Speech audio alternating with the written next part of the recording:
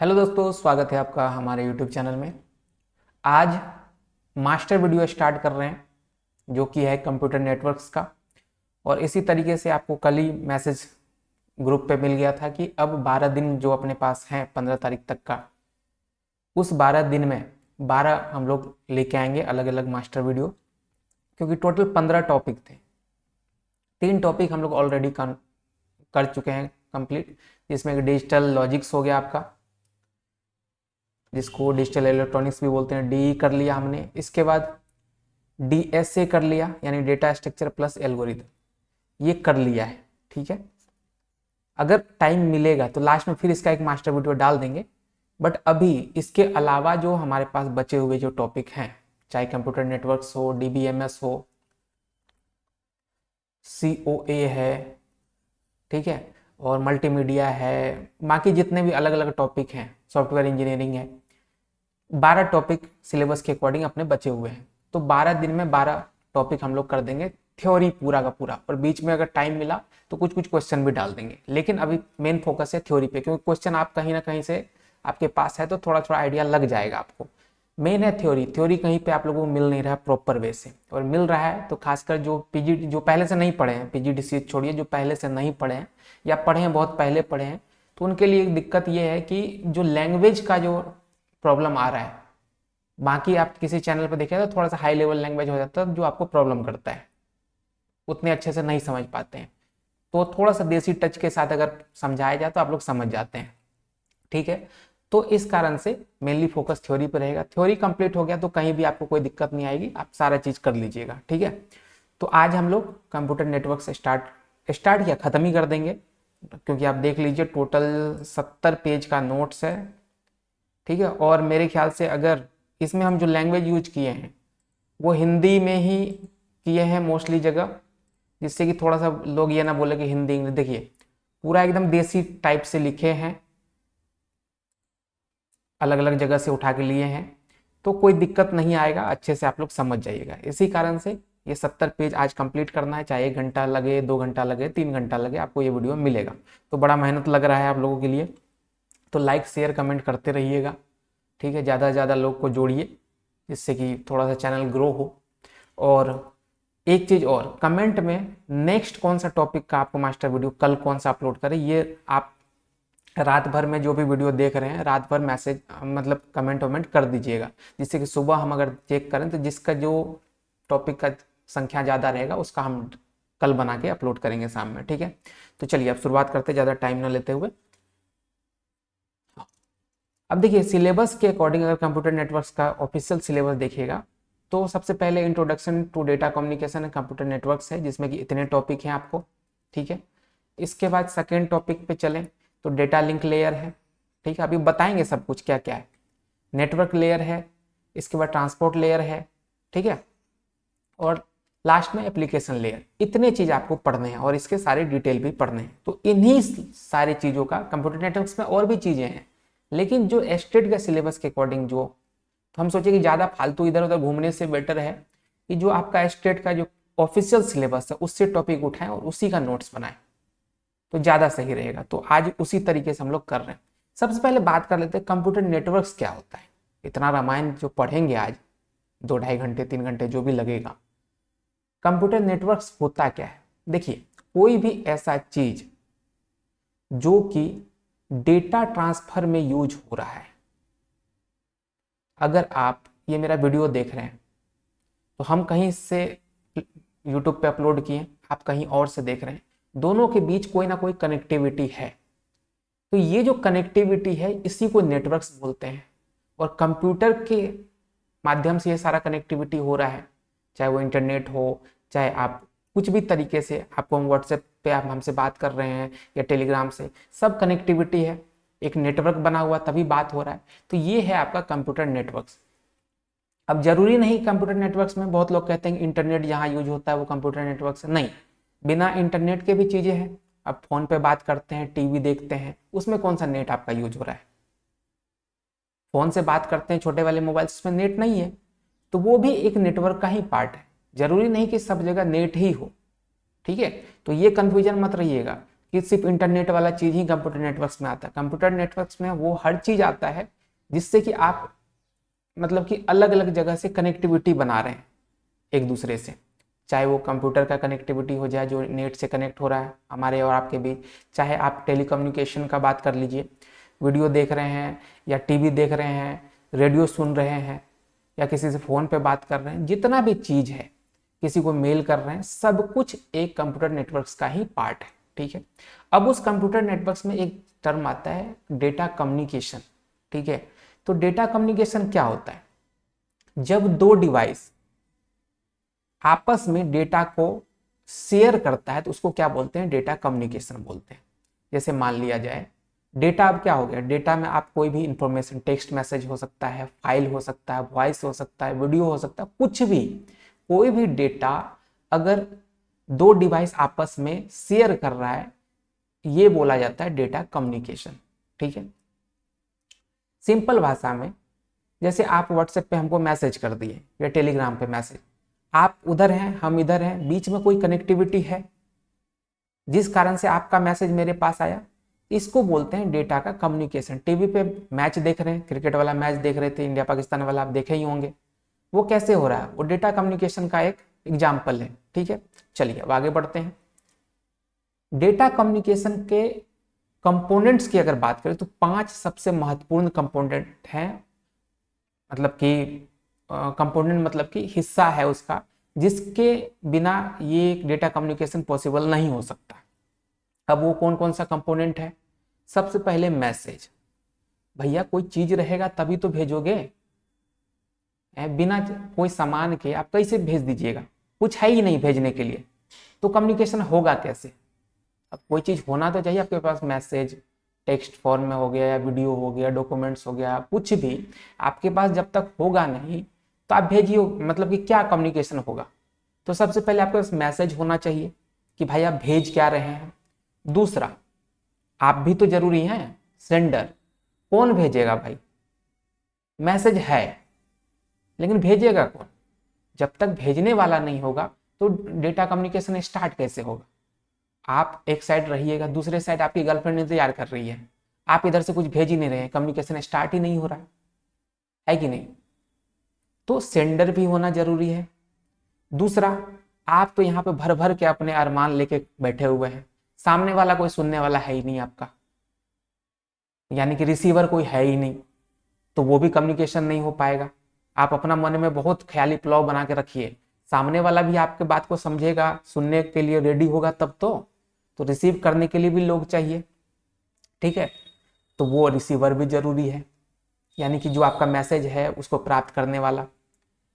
फिर transmission media या माध्यम। अब मान लीजिए आप और हमसे बात जो चल रहा है, कोई ना कोई एक मीडियम तो होगा। ऐसा तो नहीं कि आप अपने घर में बोलिएगा हमारे तक आवाज आ जाएगा, हम सुन लेंगे आपकी बात, नहीं हो सकता ना। तो इसके लिए एक मीडियम की जरूरत पड़ेगी। वो मीडियम क्या क्या हो सकता है? आप हमको फोन कर सकते हैं, मैसेज कर सकते हैं, किसी भी तरीके से आप हमसे कनेक्टिविटी बना सकते हैं। ये जो मीडियम होता है आपस का माध्यम, इसको बोलते हैं ट्रांसमिशन मीडियम। ये भी बहुत इंपॉर्टेंट है, इसके बिना भी चीजें नहीं हो सकती। आप अपने घर में कितना भी कुछ बोल दीजिए, हम सुनेंगे नहीं, या हम यहाँ पे कितना भी भाषण दे दे, अगर ये आपके और हमारे बीच ये कम्युनिकेशन सिस्टम नहीं होता, यूट्यूब का माध्यम नहीं होता, तो कैसे आप मेरा वीडियो देख पाते हैं? ठीक है, इसके बाद प्रोटोकॉल। प्रोटोकॉल भी जरूरी है भाई, एक नियम तो होना चाहिए ना। तो प्रोटोकॉल क्या होता है? प्रोटोकॉल होता है कि जो दो लोग हैं जो आपस में कम्युनिकेट कर रहे हैं, उन दोनों डिवाइस या उन दोनों लोगों के बीच एक एग्रीमेंट, एक नियम, कि किस नियम के तहत आप बात करेंगे। फॉर एग्जाम्पल, मान लीजिए आप हैं बिहार के, आपको बिहारी हिंदी आता है, भोजपुरी आता है, मान लीजिए आपका कोई कोई पसंद आ गया, आपको किसी से आप बात करना चाहते हैं, वो है तमिलनाडु का, उसको सिर्फ तेलुगु आता है। क्या दोनों डिवाइस में बात हो सकता है क्या? वो उधर से तेलुगु बोलेगा, आप इधर से हिंदी बोलोगे, कुछ समझ नहीं आएगा, एक दूसरे को सही से कम्युनिकेट नहीं हो पाएगा। इसलिए प्रोटोकॉल भी होना जरूरी है कि किस तरीके से, किस एग्रीमेंट, किस नियम से हम लोग बात करेंगे। इसमें क्या नियम होना चाहिए कि अगर उसको तेलुगु आता है तो आपको भी तेलुगु आना चाहिए, या आप हिंदी में बात कर रहे हैं तो उसको हिंदी आना चाहिए, तभी कम्युनिकेशन सही तरीके से हो सकता है। तो 5 कंपोनेंट क्या क्या हो गया जो सबसे जरूरी है डेटा कम्युनिकेशन के लिए। सबसे पहले आपके पास कोई मैसेज होना चाहिए, दूसरा आप होने चाहिए यानी कि भेजने वाला सेंडर होना चाहिए, दूसरा सामने वाला होना चाहिए जो रिसीव कर सके आपके मैसेज को, तीसरा एक मीडियम होना चाहिए कि आप किस मीडियम से आप उसके पास मैसेज भेज रहे हैं, पांचवा कि दोनों का जो दोनों डिवाइस है उसके बीच का जो नियम है, प्रोटोकॉल है, वो सही सेम होना चाहिए, एग्रीमेंट मैच करना चाहिए, तभी आप एक दूसरे से कम्युनिकेट कर पाएंगे। तो ये 5 चीज सबसे इंपॉर्टेंट है। चलिए अब आगे बढ़ते हैं। अब तीसरा पॉइंट है इफेक्टिव डेटा कम्युनिकेशन का क्या शर्त। तो अगर डेटा कम्युनिकेशन सक्सेसफुल होता है तो उसके लिए कुछ क्वालिटी होते हैं, जो क्वालिटी बहुत जरूरी है। ठीक है, अब क्या क्या जरूरी है ये देख लीजिए। डिलीवरी, मतलब कि आप जो मैसेज भेज रहे हैं, सपोज आप व्हाट्सएप पे एक हाई लिखें, ठीक है, अब वो हाय आपको भेजना था आपके बाबू को, सोना को, ठीक है, लेकिन हुआ क्या कि वो बाबू सोना के पास ना पहुंच के बाबू सोना के पापा के पास पहुंच गया, बखेड़ा हो जाएगा। तो जहां पे हमको भेजना है, जिसको भेजना है उसी को पहुंचे, ये भी बहुत बड़ा बात हो जाता है। तो ये अगर सही सक्सेसफुल डेटा कम्युनिकेशन है तो उसमें क्वालिटी में एक ये भी होना चाहिए कि सही जगह पे पहुंचना। ठीक है, जहां हम भेज रहे हैं एग्जैक्ट उसी जगह पे पहुंचे, पता चले बाबू सोना के चक्कर में बाबू सोना के पिताजी के पास पहुंच गया और सुबह सुबह घर पे आ गया लाठी लेके, ये भी तो हो सकता है। तो अच्छा कम्युनिकेशन के लिए डिलीवरी सिस्टम अच्छा होना चाहिए कि एकदम एग्जैक्ट लोकेशन पे चीज पहुंचे। दूसरा एक्यूरेसी होना चाहिए, आप लिख रहे हैं यहां से हेलो, ठीक है, और स्पेलिंग मिस्टेक हो गया, वहां रास्ते में कुछ चेंज हो गया, पहुंचते पहुंचते वो हेलो से होलो हो गया, तो आपका बेइज्जती हो जाएगा कि इसको तो इंग्लिश भी नहीं आता है ना। डेटा कुछ आधे रास्ते में करप्ट हो गया, मान लीजिए आप वीडियो भेज रहे हैं, आधा वीडियो चला उसके बाद चैं चैं चैं शुरू कर दिया, मतलब करप्ट हो गया फाइल। ऐसा भी बहुत बार हुआ होगा कि आपके मोबाइल में चल रहा है, सामने वाले को भेजे उसके मोबाइल में नहीं चल रहा है, मतलब रास्ते में डेटा करप्ट हो गया। तो एक्यूरेसी बहुत जरूरी है, सही सही जितना भेजे हैं उतना ही पहुंचे, ना उससे कम ना उससे ज्यादा। तो एक्यूरेसी होना चाहिए, समय पे पहुंचना चाहिए। अब सोच के देखिए, आप देख रहे हैं क्या, मेरा वीडियो देख रहे हैं, ठीक है, और बीच बीच में ना घर घर चक्री घूम जाए, मतलब कि बफरिंग हो जाए, मजा आएगा, इरिटेट हो जाइएगा। तो जितना टाइम पीरियड जो एग्जैक्ट पोजीशन है, मान लीजिए 5 सेकंड का डिले है, लाइव अगर कोई चलता है 5-7 सेकंड का डिले होता है, कोई क्रिकेट मैच 7 सेकंड का डिले पे चलता है, ठीक है, वहां पे ब्रॉडकास्ट जो हो रहा है, वहां जो चल रहा है, वहां पे अगर चौका लगा है तो वो 7 सेकंड बाद आपके टीवी पे दिखता है। रियलिटी ये होता है, आपको लगता है कि रियल में हम देख रहे हैं, ऐसा नहीं होता। 7 सेकंड पहले जो ग्राउंड पे रहता है ना उसको पता चल जाता है, ठीक है। तो ये चीजें हैं, तो वो 7 सेकंड तो मैनेज कर लेता है क्योंकि हर डेटा 7-7 सेकंड के बाद आ रहा है, तो वो आपको पता नहीं चलेगा, ठीक है। लेकिन अगर ऐसा हो कि एक चौका लगा, उसके बाद दूसरा गेंद आने में वो घूम रहा है, ठीक है, यहाँ इंडिया मैच जीत गया, पटाखा फूट रहा है और आपको लास्ट गेंद पे आप पड़े हुए हैं कि भैया अब देखते हैं विकेट गिरता है कि चौका मारता है, तो मजाक खराब हो जाएगा। तो आपको जो है समय पे पहुंचना भी जरूरी है, ठीक है। दूसरा जीटर, जिसको स्मूथनेस बोलते हैं, खासकर वीडियो और ऑडियो स्ट्रीमिंग जब होता है, लाइव स्ट्रीमिंग होता है, इसमें रुक रुक के जो चलता है, बफरिंग जो होता है, वो जीटर वाला काम होता है, ठीक है। तो ये चीज नहीं होना चाहिए, एकदम स्मूथ वे में सामने वाले को डेटा जाना चाहिए, ठीक है।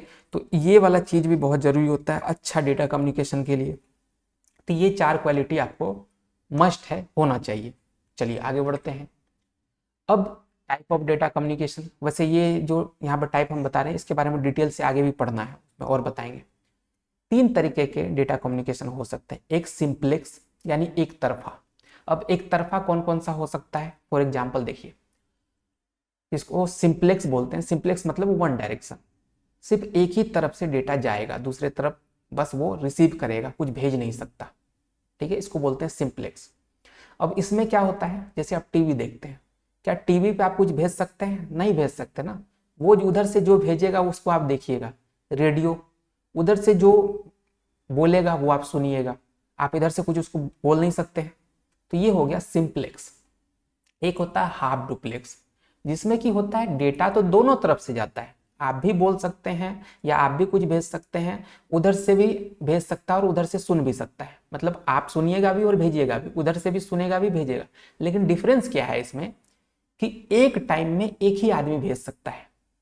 जैसे वॉकी टॉकी का एग्जाम्पल आप देखे होंगे मूवी में, सबके हाथ में तो नहीं हो, एक दो लोग जो वीडियो देख रहे हो कभी हाथ में आया भी होगा, लेकिन जो आप टीवी में देखे होंगे मोस्टली जो आर्मी वार्मी वाले होते हैं, अल्फा बीटा गामा करता है, over over over and out, over and out जो करता है, उसका क्या मतलब, ओवर का मतलब क्या होगा, अपना लाइन बोला, ठीक है, उसके बाद बोल दिया ओवर, इसका मतलब सामने वाला समझ गया कि अब वो चुप हो रहा है, अब हमको बोलना है। तो ये वन वे कम्युनिकेशन है, बोलेगा दोनों, ऐसा नहीं कि सामने वाला सिर्फ सुनेगा। जो सेंडर है वो रिसीवर भी बन सकता है और रिसीवर जो है वो सेंडर भी बन सकता है, लेकिन एक बाय वन, एक बार ये बोलेगा फिर बोलेगा ओवर, मतलब कि मेरा बात कंप्लीट हो गया अब तुम बोलो, तो वो बोलेगा फिर वो बोलेगा ओवर, तो फिर इधर वाला को लगेगा उसका कंप्लीट हो गया अब हम जवाब देते हैं। ऐसे नहीं कि बीच में घुचुर पुचुर कर रहे हैं कि हम भी बोल रहे हैं उधर भी वो भी बोल रहा है, तो उसमें कम्युनिकेशन नहीं हो पाएगा। तो इसको ऐसा कम्युनिकेशन जो होता है इसको बोलते हैं हाफ डुप्लेक्स, ठीक है। और ये वाइफ हस्बैंड में कभी पॉसिबल नहीं हो सकता हाफ डुप्लेक्स यहाँ पे, ठीक है। या तो सिंप्लेक्स हो सकता है कि वन वे डायरेक्शन में ही आप सुनिए, हाफ डुप्लेक्स तो कभी हो ही नहीं सकता कि एक बोले उसका सुन ले फिर दूसरा बोले, यहाँ तो फुल डुप्लेक्स ही होगा कि दोनों एक साथ ही लड़ेंगे, ठीक है। अब फुल डुप्लेक्स क्या होता है ये भी समझ लीजिए। आज आप लोगों को लग रहा होगा कि थोड़ा मजाक ज़्यादा कर रहे हैं क्या, नहीं नहीं मजाक वजाक नहीं चल रहा है, ठीक है सब कुछ। चलिए फुल डुप्लेक्स क्या होता है, फुल डुप्लेक्स होता है कि फोर वे आप देखे होंगे, जो हाईवे होता है उसमें क्या होता है कि एक तरफ से गाड़ी आ रहा है एकदम फुल स्पीड से, दूसरी तरफ से भी आ रहा है, कोई रोक टोक नहीं है, ठीक है ना। इस तरीके के 4 लाइन जिसको बोलते हैं, 6 लाइन 8 लाइन आजकल बन रहा है, वो इस टाइप का जो कम्युनिकेशन है वो बोलते हैं फुल डुप्लेक्स, मतलब यहाँ कोई रोक टोक नहीं है। इसका सिंपल सा एग्जांपल है मोबाइल फोन, आप मोबाइल फोन पे लड़ते हैं, सिंपल से समझिए, आप लड़ते हैं तो ऐसा थोड़ी इंतजार करते हैं कि भाई सामने वाला पहले अपना सुना दे फिर हम सुनाएंगे, नहीं, उधर से बोल रहा है कि तुम ही गलती किया, उसके बात खत्म होने से पहले आप चढ़ जाते हैं कि हाँ ऐसे हो गया वैसे हो गया। ये जो सारा चीज होता है ये फुल डुप्लेक्स में होता है। तो कितने तरीके के हो गए, 3, सिंप्लेक्स, हाफ डुप्लेक्स और फुल डुप्लेक्स, ठीक है। चलिए अब इसके बारे में और डिटेल में पढ़ेंगे आगे। अब रियल लाइफ एग्जाम्पल कुछ समझ लेते हैं। जैसे ये तो हम ऐसे समझा दिए, फिर भी यहाँ लिखा हुआ था बोल देते हैं एक बार। जैसे राम के पास मोबाइल है, ठीक है, तो ये भाई साहब सेंडर है, मोबाइल इसके पास है, श्याम के पास भी मोबाइल है, ये रिसीवर हो गया। अब बीच में आपका कोई भी नेटवर्क है, मान लीजिए जियो का है, एयरटेल का, वो क्या हो गया आपका मीडियम हो गया।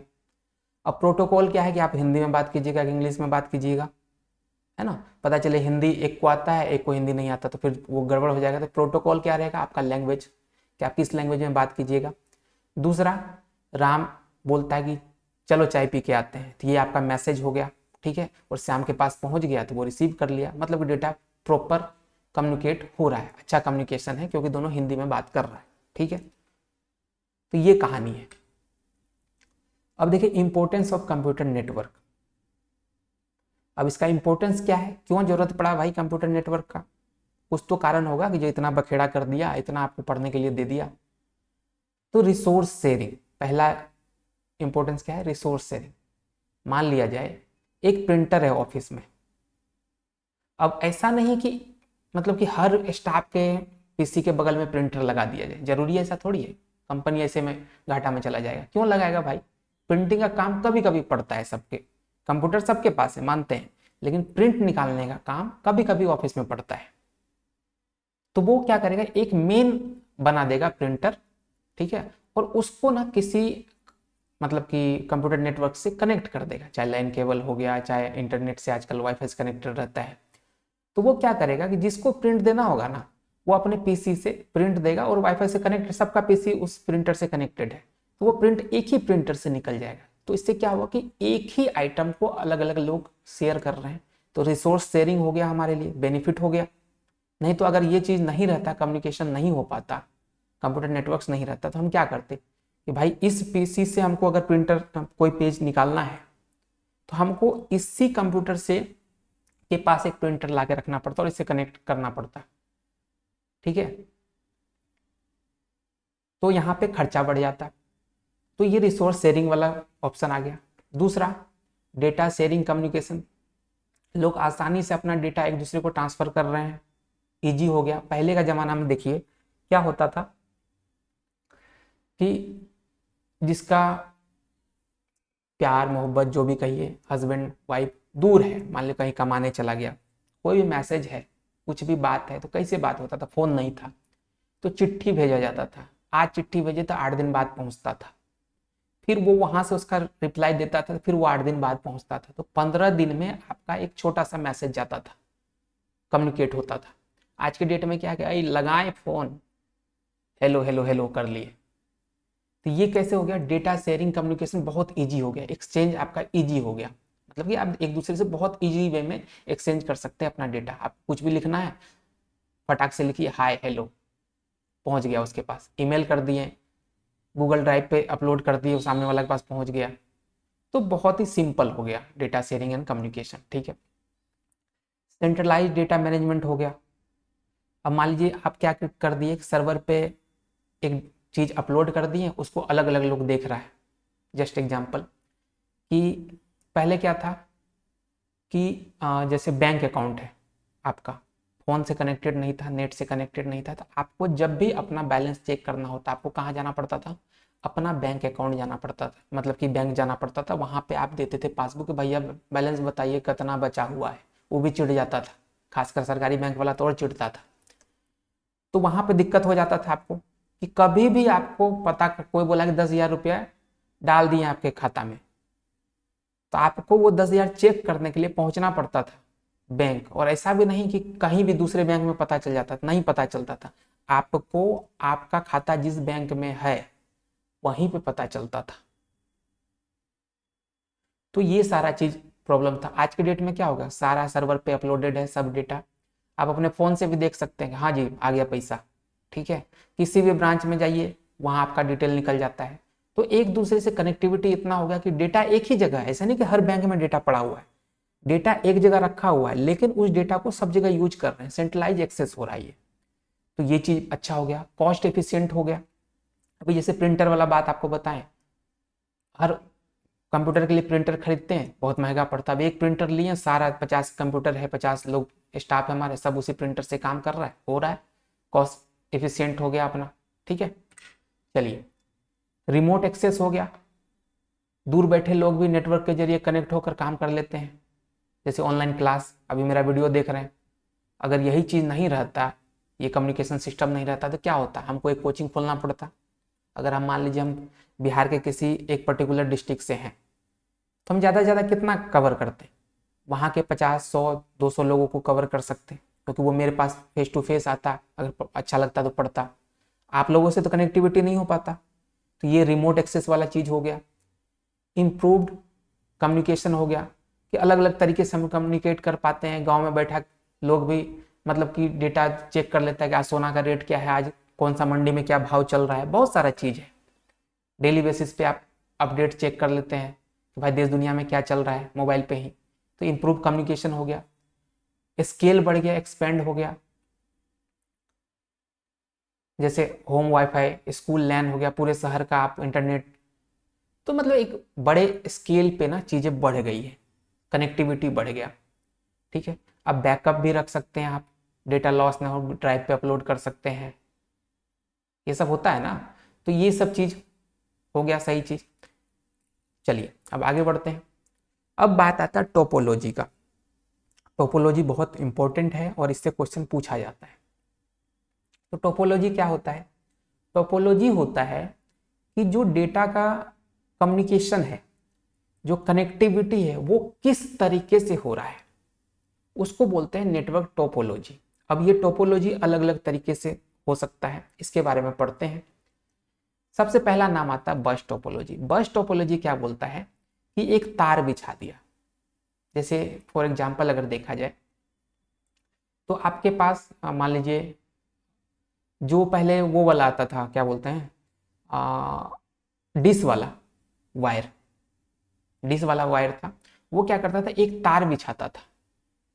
ठीक है, आपके छत पे से गुजरा होगा और कभी आप पिन मार के सोचे होंगे हम टीवी में कनेक्ट भी कर ले, हम लोग भी बचपन में करते थे।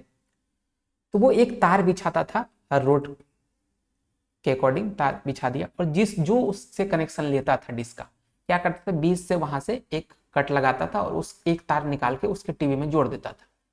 ठीक है, तो ये जो कनेक्शन है, एक मेन वायर और उसके जहां जहां जरूरत हुआ एक तार काटे और लगा दिए, तार काटे लगा दिए, तार काटे लगा दिए, इस तरीके से जो कम्युनिकेशन होता था एक, ठीक है, एक सिंगल मेन केबल से, और अलग अलग लोगों को जोड़ दिए। एक तरीके से बस का रूट हो गया, मतलब कि एक रोड है, हर जगह स्टॉप है, जिसको जहां चढ़ना होगा वहां बस रुकेगा, चढ़ जाएगा। तो एक बस के तरह जो रूट लाइन बना हुआ है, इसको बोलते हैं बस टोपोलॉजी। अब इसमें एडवांटेज और डिसएडवांटेज पढ़ लेते हैं। सिंपल था कि एक तार से काम हो जाता था सबका, छोटा नेटवर्क के लिए बहुत बढ़िया है। मान लीजिए एक पूरे शहर को अगर हैंडल करना है, तो मान लीजिए उस शहर में कोई ऑफिस होगा, वहां से तार निकाला, हर रोड के लिए एक तार दे दिया, बस उस रोड के जितने लोग होंगे उससे यूज कर लेगा। तो सिंपल था, कम तार लगता था, मतलब कि कम पैसे में काम हो जाता था, छोटा नेटवर्क के लिए ठीक था। डिसएडवांटेज, इससे दिक्कत क्या आता था, अब मान लीजिए ये तार है, ठीक है, 50 लोग इधर जुड़ा हुआ, 50 लोग बीचे में, मान लीजिए किसी दिन आंधी आया, तार गया टूट। अब यहां से तो आपका मेन जो ऑफिस था डिश वाले का, यहां से शुरू हुआ, 50 लोग के पास गया, यहाँ पे तार टूट गया, इधर का 50 लोग का खत्म। मतलब कि इधर जहां कनेक्शन कटा, उसके बाद का जितना भी कम्युनिकेशन था सब खराब हो गया। एक का खराब नहीं होता था, सबका खराब होता था। तो इससे क्या होता है कि मेन केबल टूटने से पूरा नेटवर्क खराब हो जाता है। ठीक है, जैसे कि मान लीजिए कोई सड़क है, सड़क अगर बाढ़ में टूट गया तो एक कम्युनिकेशन गैप हो जाता है ना, एक गांव उधर अलग ही शिफ्ट हो जाता है, दूसरा अलग शिफ्ट, पुला टूट गया तो इस तरीके का जो बस टेपोलॉजी होता है, इसमें यही दिक्कत है कि छोटा नेटवर्क के लिए अच्छा है, सस्ता है, लेकिन दिक्कत यह है कि जब इसमें कोई खराबी आया तो पूरा सिस्टम ही खराब हो जाता है। ठीक है, तो इसको बस टोपोलॉजी बोलते हैं। दूसरा होता है स्टार। अब स्टार में क्या है कि यहाँ पे आप देख सकते होंगे, बीच में मेन है, जैसे मान लीजिए वही डिश वाला एग्जाम्पल दे, तो बीच में इसका ऑफिस है, और हर जितने इसके कनेक्शन बन रहे हैं, जितने लोग इससे जुड़ रहे हैं, सबको अपना अपना तार दे रहा है, भाई ले जाओ, तुम्हारा तार ये रहा, तुम्हारा तार ये रहा। तो इससे क्या होगा, एडवांटेज क्या होगा कि मान लीजिए कभी अगर किसी एक का तार खराब हुआ तो बाकी लोग का काम होता रहेगा, सिर्फ उसी का खराब होगा। ठीक है, लेकिन दिक्कत इसमें क्या है कि भैया अगर ये खराब हुआ, सेंट्रल खराब हुआ, तो सबका तो खराब होगा। ये तो चलिए एक रेयर केस एग्जांपल हो गया, लेकिन दिक्कत क्या है, केबल ज्यादा लग रहा है, खर्चा ज्यादा है इसमें, क्योंकि हर आदमी के लिए हमको ज्यादा तार बिछाना पड़ रहा है। और ये भी छोटे नेटवर्क के लिए काम हो सकता है, बड़े नेटवर्क में आप कितना तार बिछाइएगा। तो इस तरीके से मतलब एक बीच में है और उसी से सारा अलग अलग निकाल दिए हैं, ऐसे जो कनेक्शन होते हैं इसको स्टार टोपोलॉजी बोलते हैं। ठीक है, चलिए अब बोलते हैं रिंग टोपोलॉजी। रिंग टोपोलॉजी क्या था, जैसे बस में क्या था, एक लाइन था और जहां जहां जिसको जरूरत हुआ वहां से वो तार खींच लिया। और ये जो बस टोपोलॉजी था, ये एक तरीके से जो बिजली का जो तार होता है, बिजली का जो पोल लगता है, ये भी बस टोपोलॉजी ही है कि पावर हाउस से आप एक तार पोल पे खींच के लाया, हर रोड में पहुंचा दिया, जिसको जहां पे कनेक्शन लेना था वो उस पोल पे जाके अपना तार खींच के अपने घर में लाता था। और मान लीजिए कहीं पे रास्ते में तार टूट जाता था, तो जहां टूटा था उसके बाद वाला सारा कनेक्शन गैप हो जाता था, सबका लाइट चला जाता था। ये बस वाला था एक एग्जाम्पल, बस का ये भी हो जाए तो इजी वे में आप समझ जाइएगा। अब रिंग क्या कहता है, रिंग कहता है कि भैया एक गोला बनाते हैं। ठीक है, गोला ऐसे कि मान लीजिए ये देखिए, आपका जो तार है वो इधर भी एक दूसरे आदमी से जुड़ा हुआ है, इधर भी एक दूसरे से, ऐसे करके ये सर्किल बना दिया। अब इसमें दिक्कत क्या है, एडवांटेज क्या है, सबसे पहले वो जानते हैं। परफॉर्मेंस स्टेबल रहती है, क्योंकि हर डिवाइस का जो टर्न आता है, केबल कम लगता है। ठीक है, ये सब चीज ठीक है, सब कुछ बढ़िया है। दिक्कत ये है कि आप देखिए यहाँ पे जैसे कम्युनिकेशन कटा तो क्या होगा, ये दोनों आपस में कट रहा है। ठीक है, पूरा नेटवर्क भी खराब हो गया, क्योंकि पहले क्या था कि ये इससे जुड़ा हुआ था, तो इसके साथ साथ ये अपना डेटा तो इसको दे ही रहा है, साथ साथ इधर से जो जो डेटा इन सब से आ रहा है वो भी इसको दे रहा था, सब एक दूसरे से कनेक्टेड थे। लेकिन जैसे ही ये कट हुआ, मतलब कम्युनिकेशन कट हो गया, तो सिर्फ ये दोनों आपस में नहीं कटा है, इसका डेटा इसके पास भी नहीं जा रहा है, तो पूरा सिस्टम खराब हो जाता था। तो ये अपना कहलाता है रिंग टोपोलॉजी। चलिए चौथे पे चलते हैं, मेश। मेश टोपोलॉजी होता है कि जितने भी नेटवर्क है ना वो सब एक दूसरे से जुड़ा हुआ है। मान लिया जाए अगर 5 कंप्यूटर है तो 5 कंप्यूटर है तो हमको सबको जोड़ना है एक दूसरे से। मान लीजिए मेरा ये एक कंप्यूटर मेरा हो गया, इसके अलावा 4 कंप्यूटर, तो हमको 4 तार लेके एक इसमें जोड़ना है, एक इसमें जोड़ना है, एक इसमें जोड़ना है, एक इसमें जोड़ना। फिर ई भाई साहब को भी इसके अलावा 4 तार है, मतलब 4 कंप्यूटर है, इसको भी 4 तार लगेगा अलग अलग सबको जोड़ने के लिए। तो ऐसा जो टोपोलॉजी होता है, कनेक्शन होता है, इसको मेश बोलते हैं, मतलब पूरा घिचपिच वाला टोपोलॉजी। ठीक है, अब इसमें एडवांटेज क्या है कि एक कोई कनेक्शन टूटा तो कोई दिक्कत नहीं है, बाकी सबसे हम कनेक्टेड रहेंगे। दूसरा रास्ता अवेलेबल है, कोई दिक्कत इसमें नहीं होगा, बहुत हाई लेवल पे इसमें कम्युनिकेट कर सकते हैं। डिसएडवांटेज क्या है कि भैया एक तो बहुत लेंदी हो जाएगा, छोटा नेटवर्क के लिए तो फिर भी थोड़ा ठीक है, बहुत बड़े नेट के लिए 50-100 कंप्यूटर के लिए तो हालत खराब हो जाएगी, क्योंकि इतना तार लगेगा कि तार का बोझा हो जाएगा। ठीक है, तो ये भी दिक्कत कर सकता है। डिसएडवांटेज यही है कि पैसा ज़्यादा लगेगा, इतना तार लग सकता है, इसमें बहुत लेंदी प्रोसेस हो जाएगा। अब इसके बाद आता है हाइब्रिड। अभी तक हम सिंगल सिंगल पढ़ रहे थे, बस हो गया, रिंग हो गया, मेश हो गया। अब हाइब्रिड क्या बोलता है, जैसे हाइब्रिड का मतलब कि इसमें 2-3 लोगों का गुण होता है, उसी को तो हाइब्रिड बोलते हैं। तो सेम यहाँ पर चीज है, हाइब्रिड मतलब कि अलग अलग टोपोलॉजी मिला के अगर कोई हम टोपोलॉजी बनाते हैं तो उसको बोलते हैं हाइब्रिड। जैसे कि जहाँ जरूरत पड़ा हम रिंग लगा लिए, लगा कि यहाँ छोटा नेटवर्क है, रिंग से काम चल जाएगा, रिंग कर लिए। जहाँ लगा कि स्टार ज़्यादा अच्छे से काम करेगा तो स्टार लगा, जहाँ लगा कि यहाँ बस अच्छे से ज़्यादा काम करेगा तो बस टोपोलॉजी भी ऐड कर दिए। एक मेन सर्वर ये था, इससे जिस डायरेक्शन में जो जैसा टोपोलॉजी यूज में हमको लगा कि अच्छा लगेगा, अच्छे से यूज काम करेगा, वहाँ पे वो जोड़ दिया। मतलब एक से ज़्यादा टोपोलॉजी को यूज करके अगर कोई टोपोलॉजी बनता है, नेटवर्क बनता है, तो उसको बोलते हैं हाइब्रिड। ठीक है, तो ये हो गया आपका हाइब्रिड टोपोलॉजी। और मोस्टली जो यूज में आता है वो यही आता है, सिंगल से कभी दुनिया नहीं चला है, कुछ ना कुछ तिगड़म लगाना ही पड़ता है।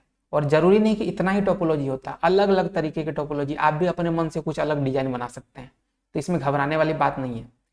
मोस्टली जो यूज होता है वो होता है आपका हाइब्रिड टोपोलॉजी। ठीक है, मेरे ख्याल से समझ गए होंगे।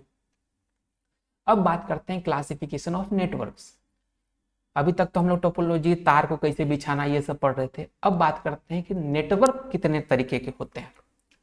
तो इसमें जो सबसे पहला नाम सुने होंगे आप लोग, लैन केबल, लैन नेटवर्क या लैन केबल सुने होंगे। ये क्या काम करता है, एक छोटा सा एरिया को कवर करने के लिए इसका यूज होता है। मोस्टली अगर आप किसी ऑफिस में हैं, किसी स्कूल में, तो वहाँ पे लैन केबल यूज कर लेते हैं वो, कि मतलब एक दूसरे से कनेक्टिविटी हो जाएगा। ठीक है, वायर यूज कर लेते हैं। आप उस नेटवर्क को यूज कोई बाहर वाला नहीं कर पाता है। मान लिया आप वो अगर कोई डेटा शेयर करता है तो वो बस स्कूल में ही शेयर होता है या ऑफिस में ही शेयर होता है। इस तरीके का जो नेटवर्क होता है ना, उसको लैन नेटवर्क बोलते हैं, लोकल एरिया नेटवर्क। ठीक है, एक छोटा सा एरिया के लिए इसको यूज कर सकते हैं। स्पीड जो होता है इसका 100 Mbps से Gbps तक जा सकता है। कोस्ट इसका लो रहता है, मतलब कम पैसा में काम हो जाता है, क्योंकि छोटा नेटवर्क के लिए यूज कर रहे हैं। अब इसका कैसे कनेक्टिविटी होता है, जैसे हम आपको बताएं, प्रिंटर वाला जो एग्जांपल दिए थे, प्रिंटर लैन केबल से ही मोस्टली कनेक्टेड होता है। तो एक ऑफिस में जितने भी कंप्यूटर हैं वो लैन केबल से सब जोड़ दिया और यहाँ पे चीज़ें हो गई। फाइल भी शेयर कर लेते हैं एक दूसरे से, एक दूसरे के पीसी में। मान लीजिए हम मेरे पीसी से किसी और मेरे बगल वाले जो काम कर रहे हैं उसको भेजना है, फटाक से भेज दिए। तो ये सारा जो काम होता है ना, ये लैन केबल से हो जाता है। ठीक है, लेकिन बड़े नेटवर्क में नहीं हो सकता। ऑफिस से बाहर जाइएगा तो फिर इसका कोई यूज नहीं रहेगा। ऑफिस का डेटा ऑफिस में ही घूम रहा है, तब तक तो ठीक है। आप घर पे कहिएगा कि लैन केबल से पहुंचा दो, आपका घर कहाँ है, आपका ऑफिस कहाँ है, नहीं हो पाएगा ना। तो ये लोकल एरिया नेटवर्क है, मतलब एक पर्टिकुलर साइज ऑफ एरिया के लिए काम में आता है। मेट्रोपॉलिटन एरिया नेटवर्क, ये एक गांव या एक शहर के लिए यूज में आ जा सकता है, मतलब 10 से 50 किलोमीटर के रेडियस में इसको यूज कर सकते हैं। इसको कौन यूज करता है, गवर्नमेंट करता है, प्राइवेट सेक्टर का मतलब कि ओनरशिप इसका रखता है। तो ये चीज़ें हो सकती है। स्पीड इसका मीडियम टू हाई रहता है। मोस्टली कौन करता है, यूनिवर्सिटी कैंपस करता है। शहर का केबल नेटवर्क जो है मैन में आता है, क्योंकि पूरा शहर को वो कवर कर रहा है, 10-15 किलोमीटर तो कर ही लेता है। तो एक ऑफिस है उसका, वहाँ से वो अपना नेटवर्क बिछाया और अभी जो बताएं कि पूरा टोपोलॉजी वाला बस टोपोलॉजी रख देता है। तो वो कैसे यूज होता है, वो आपका ये मैन के अंदर आ जाता है, मेट्रोपॉलिटन एरिया नेटवर्क। ठीक है, चलिए अब चलते हैं तीसरे नंबर पर, वैन, वाइड एरिया नेटवर्क। ये क्या होता है भाई?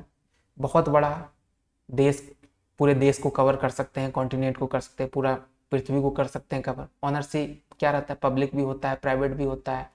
ठीक है, अब ये क्या होता है कि लैंड से स्लो रहता है। क्यों स्लो रहता है भाई? यहाँ पे नेटवर्क बढ़ गया ना, एरिया बढ़ गया। अब किस जगह पे किस तरीके का नेटवर्क है इसका पता नहीं है।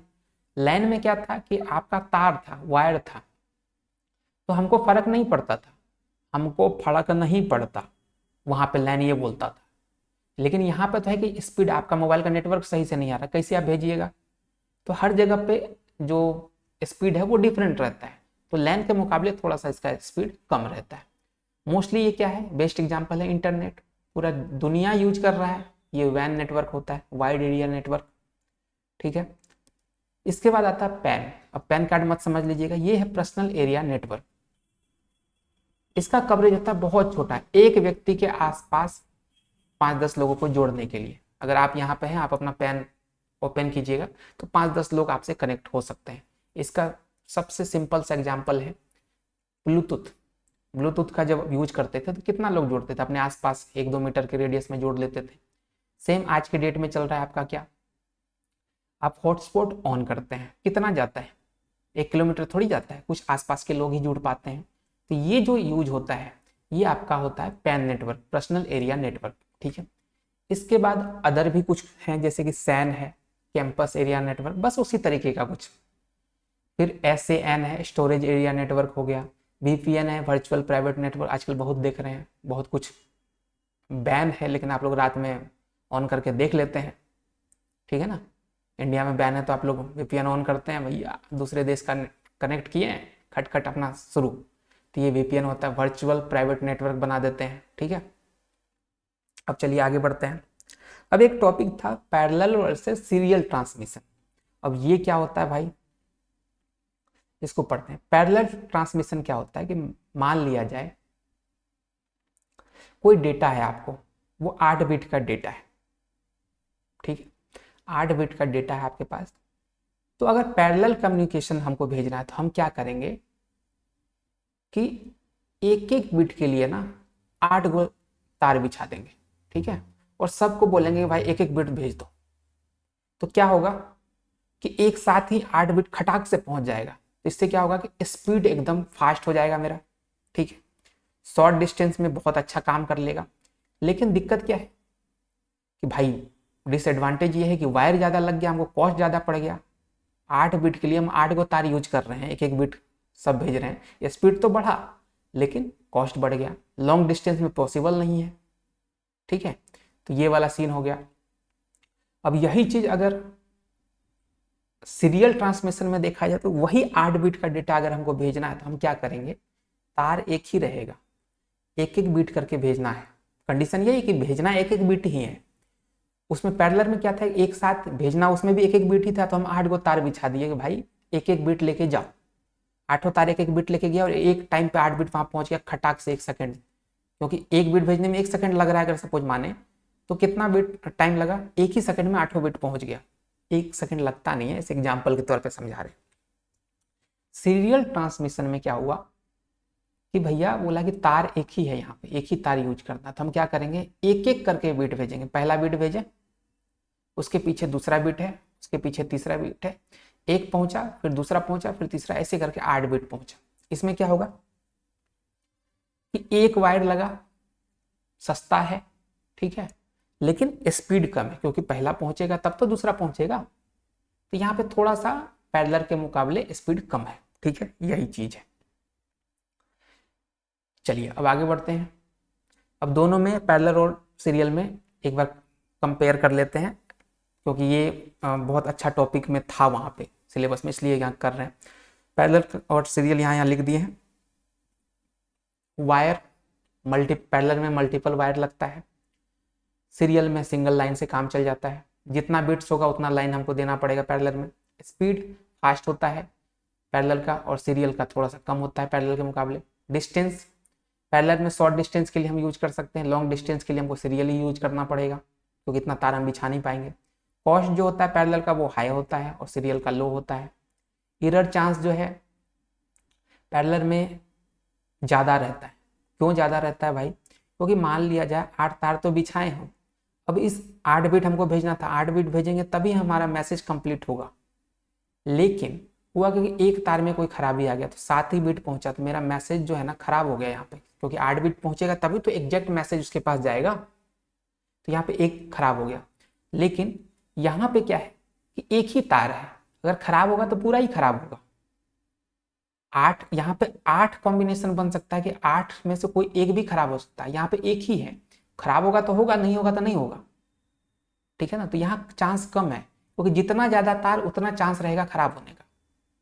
ठीक है? तो उस अकॉर्डिंग सीरियल ट्रांसमिशन कम आपको एरर दे सकता है। एग्जाम्पल, सीपीयू और रैम का जो कम्युनिकेशन होता है ये आपका होता है पैरेलल कम्युनिकेशन। ठीक है? और यूएसबी और इंटरनेट केबल का जो कम्युनिकेशन होता है ये होता है सीरियल ट्रांसमिशन का। ठीक है, चलिए अब आगे बढ़ते हैं। ट्रांसमिशन मॉडल अभी आपको बता दिए थे, सिंप्लेक्स, हाफ डुप्लेक्स और डुप्लेक्स। फिर से वही चीज है, अगर समझ गए होंगे तो स्किप भी कर सकते हैं, नहीं तो फिर से एक बार बता देते हैं। ट्रांसमिशन मॉडल में सिंप्लेक्स आता है कि जिसमें कि हम डेटा को एक ही डायरेक्शन से भेज सकते हैं, सामने वाला सिर्फ रिसीव करेगा, सेंडर एक होगा और सामने वाला रिसीव करेगा। दोनों तरफ से सेंडिंग रिसीविंग नहीं हो सकता, एक तरफ से सेंडिंग दूसरे तरफ से रिसीविंग होगा। सिंपल और चीप कम्युनिकेशन होता है, मतलब सिंपल होता है, सस्ता होता है, कम्युनिकेशन का सिर्फ एक तरफा रास्ता होता है। ठीक है?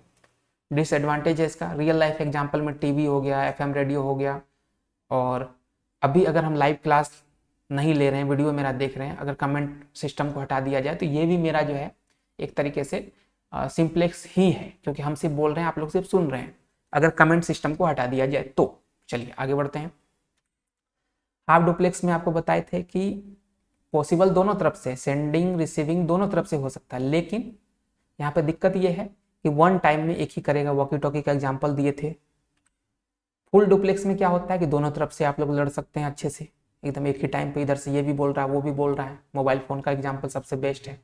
ठीक है? एक साथ ही सारा कुछ चल रहा है। 4 लाइन का एग्जाम्पल इसमें आप ले सकते हैं। ये हो गया आपका। अब चलिए ट्रांसमिशन चैनल, ठीक है, जिसको ट्रांसमिशन मीडिया भी बोलते हैं। ये आप समझ के देखिए, आप कोई डेटा भेज रहे हैं और सामने वाला रिसीव कर रहा है, तो आपके बीच में जो ट्रांसमिशन करने के लिए जो चैनल होगा वो किसी ना किसी चीज का बना होगा। ठीक है? अब क्या क्या हो सकता है, या तो तार वाला हो सकता है या बिना तार वाला हो सकता है। अगर इंटरनेट वाला चीज कीजिएगा, वाईफाई वाला, तो वो बिना तार का हो जाएगा।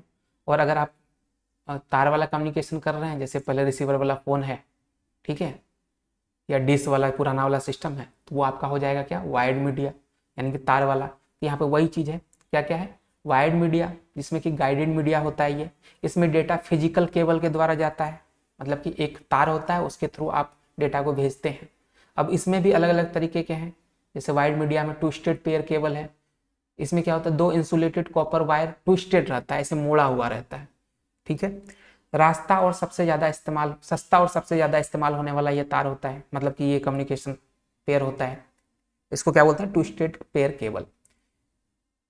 एग्जाम्पल, जैसे टेलीफोन का लाइन है, लोकल लाइन केबल है। ठीक है?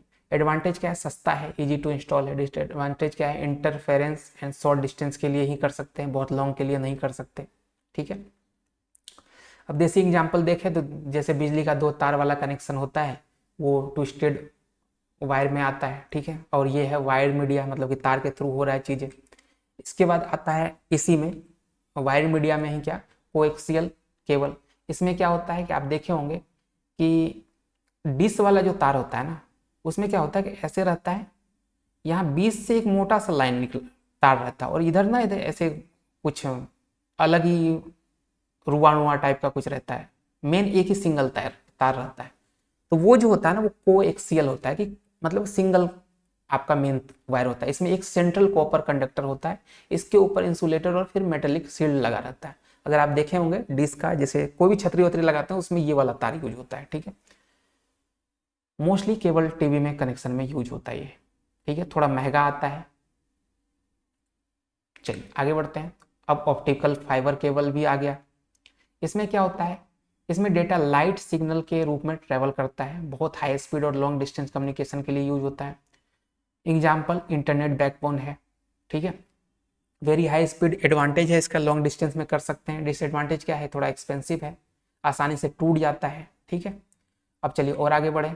अब आया वायरलेस मीडिया। अभी तक क्या था, हम लोग वायर मीडिया की बात कर रहे थे, अब आया वायरलेस मीडिया। वायरलेस मीडिया में क्या क्या एग्जाम्पल हो सकता है, रेडियो, इसमें कोई तार लगा हुआ है, नहीं लगा हुआ है, एक कोई कम्युनिकेशन का कुछ ऐसे वेब है, उस वेब को आपका रेडियो कैच करता है और आप सुन लेते हैं। तो इस तरीके का जो मीडिया होता है ये अनगाइडेड होता है, ठीक है, इसका नाम है अनगाइडेड। कहीं वायरलेस होगा, कहीं अनगाइडेड होगा, समझ जाइएगा। इसमें डेटा बिना तार के हवा में आता है, मतलब रेडियो वेव हो गया, माइक्रोवेव हो गया, या लाइट वेव में ट्रेवल करता है, ठीक है। अब टाइप्स ऑफ वायरलेस मीडिया कौन कौन सा हो गया, रेडियो वेव्स हो गया जो कि लॉन्ग डिस्टेंस कम्युनिकेशन के लिए यूज होता है, 30 हर्ट्ज से 1 गीगाहर्ट्ज तक जाता है ये। एग्जाम्पल एफएम रेडियो है, टीवी है, मोबाइल फोन है। एडवांटेज कवर लार्ज एरिया है। डिसएडवांटेज क्या है, इंटरफेरेंस ज़्यादा होता है, कि मतलब कि नेटवर्क में आपको घर घर की आवाज़ आएगी, ये सब चीज़ ज़्यादा होता है क्योंकि हवा में है, बिना तार का है। तो कभी भी आंधी आ गया तो आपका देखते होंगे टावर गायब हो जाता है, फ़ोन में बात नहीं हो पाता। तो ये सारी चीज़ें इसमें लगी रहती है, ठीक है। फिर एक माइक्रोवेव्स है, ये हाई फ्रिक्वेंसी वेव होता है, 1 गीगाहर्ट्ज टू 300 गीगाहर्ट्ज तक जाता है। Line of sight communication, tower to tower communicate करता है। मोबाइल टावर जो आपस में कम्युनिकेशन करता है वो इसी के थ्रू करता है। सैटेलाइट टीवी हो गया। एडवांटेज क्या है, फास्टर है, लॉन्ग डिस्टेंस के लिए अच्छा है। डिसएडवांटेज रेन, यानी कि बारिश वारिश फॉग वॉग में बहुत दिक्कत करता है ना। चलिए अब आगे बढ़ते हैं। इंटरफेयर्ड वेव हो गया, शॉर्ट रेंज के लिए काम में आता है, remote control. Short range communication के लिए जो चीज़ यूज होती है, मोस्टली जो एग्जांपल है वो रिमोट कंट्रोल है। अब इसमें क्या है, सस्ता है, लेकिन इसमें क्या है कि मतलब कि एक छोटा सा एरिया में स्मॉल रेंज में काम करेगा। अब टीवी का रिमोट अगर यूज करना है तो आपको टीवी के सामने या उससे थोड़ा सा ही आसपास करके आप यूज कर सकते हैं। अब ऐसा नहीं कि आप हैं दूसरी मंजिल पे, आपका टीवी चल रहा है ग्राउंड फ्लोर पे, तो वहां से बटन दबाइएगा तो यहाँ हो जाएगा, नहीं होगा। तो ऐसा जो होता है ये इंफ्रारेड वेव बोला जाता है, ठीक है, इंफ्रारेड। चलिए अब आगे बढ़ते हैं। सैटेलाइट कम्युनिकेशन, सैटेलाइट सिग्नल को स्पेस से अर्थ स्टेशन तक भेजते हैं, जैसे कि जीपीएस हो गया, सैटेलाइट टीवी हो गया, इंटरनेशनल कॉल हो गया, ये सारा जो है ये सैटेलाइट कम्युनिकेशन में आता है। एडवांटेज क्या है, कवर वेरी लार्ज एरिया को कवर करता है, मतलब ग्लोबल लेवल पे आप कर सकते हैं, देश विदेश की चीज़ें, कॉस्टली ज़्यादा होता है, ठीक है। अब अब है डेटा रेट एंड बैंडविड्थ। ये भी चीज़ सुने होंगे कि बैंडविड्थ क्या होता है भाई। और जो लोग कंप्यूटर साइंस पहले से थोड़ा बहुत जानते हैं या सर्वर वर्वर का बारे में कुछ जानते हैं, कभी वेबसाइट होस्टिंग किए होंगे, तो उनको पता होगा कि जब भी हम लोग सर्वर लेते हैं तो वहाँ पर देखते हैं कि बैंडविड्थ कितना दे रहा है। ये बहुत ज़रूरी होता है, नहीं तो पता चले कि कम बैंडविड्थ का ले लिए और महीना ख़त्म होने से पहले वेबसाइट डाउन हो गया आपका, क्योंकि बैंडविड्थ देता है कोई इतना तक ही डेटा ट्रांसफ़र हो सकता है। तो ये चीज़ उसमें यूज आता है कि आपका ट्रांसफर कितना डेटा आप कर रहे हैं। अब क्या क्या है इसमें, डेटा रेट, जिसको बिट रेट भी बोलते हैं। डेटा रेट किसी चैनल में डेटा ट्रांसमिट होने की स्पीड। मान लीजिए कोई एक नेटवर्क है, इसमें जो डेटा जो ट्रांसफर आप कर रहे हैं, भेज रहे हैं, उसका जो स्पीड होगा उसको क्या बोलेंगे, डेटा रेट। मतलब एक सेकंड में कितने बिट्स डेटा आप भेज सकते हैं या भेजे हैं, ठीक है। इसे बीपीएस, बिट्स पर सेकंड से भी मापा जाता है। अब इसका फार्मूला क्या है, डेटा रेट निकालने का मतलब टोटल बिट्स कितना आप भेजे हैं और उसमें टाइम कितना लगा सेकंड में। अगर इसको आप कैलकुलेट कर लीजिएगा तो आपको डेटा रेट मिल जाएगा। जैसे अगर अपने दोस्त को आपने 1 GB का मूवी भेजा, ठीक है, और उसमें 100 सेकंड लगा, तो डेटा रेट जो होगा 1 GB बटा 100 सेकंड। अब 1 GB को अगर बिट्स में कन्वर्ट करेंगे तो 8 बिलियन बिट्स होता है, तो 100 सेकंड में गया, इसका मतलब क्या हो गया, स्पीड आपका 80 MBPS का था, ठीक है। अब इसको कैलकुलेट करके देखिएगा जरूर। चलिए अब बैंडविड्थ क्या है, बैंडविड्थ किसी चैनल की capacity, maximum data carrying ability कितना है इसका, कितना डेटा आप ट्रांसफर कर सकते हैं, कितना मैक्सिमम डेटा हैंडल कर सकता है, इसको बोलते हैं बैंडविड्थ। ये नापा जाता है किससे, हर्ट्ज से, कभी कभी बीपीएस से भी मेजर किया जाता है। जैसे दो टाइप का होता है, एनालॉग बैंडविड्थ और डिजिटल बैंडविड्थ।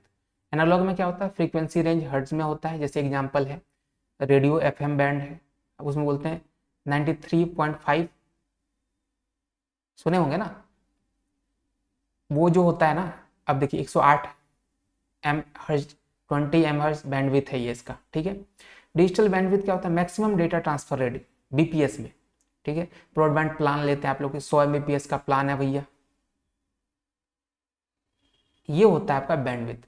आप अगर कोई नेट का, जियो का मान लीजिए फाइबर का रिचार्ज करवाते हैं, उसमें बोलता है ना ये 30 एमबीपीएस वाला प्लान है, 600 रुपये लगेगा, 800 रुपया दीजिएगा तो 100 एमबीपीएस वाला प्लान मिल जाएगा। तो ये जो चीज़ है ये बैंडविथ कहलाता है, ठीक है। उसी तरह के सर्वर पर भी जब हम लोग सर्वर लेने जाते हैं तो उसमें भी एक लिमिट देता है कि भैया आपका इतना ही बैंडविथ आपका हो सकता है, ठीक है। वो अभी सर्वर वर्वर की बात नहीं करते, ऐसे मैं यूज करता हूँ, काम करता तो हम ऐसे आपको बता रहे हैं, ठीक है।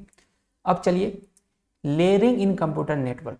अब लेयरिंग क्या होता है भाई, जब हम कंप्यूटर नेटवर्क को डिजाइन करते हैं, पूरा कम्युनिकेशन प्रोसेस को करते हैं, तो बहुत कॉम्प्लेक्स चीज होता है इसके अंदर। इसको आसान बनाने के लिए क्या किया जाता है कि छोटे छोटे लॉजिकल इंडिपेंडेंट स्टेप में, लेयर में इसको डिवाइड कर दिया जाता है पूरा कम्युनिकेशन सिस्टम को।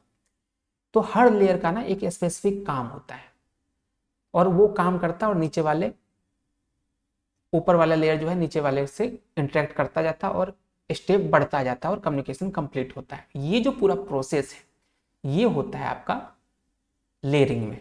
अब जैसे फॉर एग्जांपल देखा जाए, किसी दोस्त को चिट्ठी भेजनी है मान लीजिए, तो आपने क्या किया, हिंदी में लिखा। अब ये यहाँ पे लेयर जो लिखा हुआ है, application, presentation, session layer, transport layer, ये अलग अलग पढ़ेंगे अभी हम लोग। बट यहाँ पे अगर आप हिंदी में लिखें तो ये हो गया आपका एप्लीकेशन लेयर। सबसे पहला काम कि आप चिट्ठी लिख दिए। अब वो लिफाफा चुनेंगे कि कौन से लिफाफा में इसको डालना है, तो प्रेजेंटेशन लेयर होगा कि कैसा लिफाफा होना चाहिए। फिर उसमें सेशन लेयर कि आप उसमें एड्रेस भी लिखेंगे, भाई जाएगा कहाँ पे ये बताएं। फिर आप क्या किए, उसका एक माध्यम चुने कि हम डाक से भेजेंगे, कहाँ से भेजेंगे, तो वो एक डाकिया को अगर दे रहे हैं तो वो ट्रांसपोर्ट लेयर हो जाएगा। फिर पोस्ट ऑफिस, डाकिया लेके पोस्ट ऑफिस में डाला, वहाँ पे क्या होगा कि सॉर्टिंग करेगा उसको, तो वो नेटवर्क लेयर है कि इसको भेजना कहाँ है, वो आपके एड्रेस के अकॉर्डिंग सॉर्टिंग करता है। फिर वो चुनता है कि इसको ट्रक से भेजेंगे कि बस से कि एरोप्लेन से, तो वो जो है तो वो डेटा लिंक लेयर हो गया।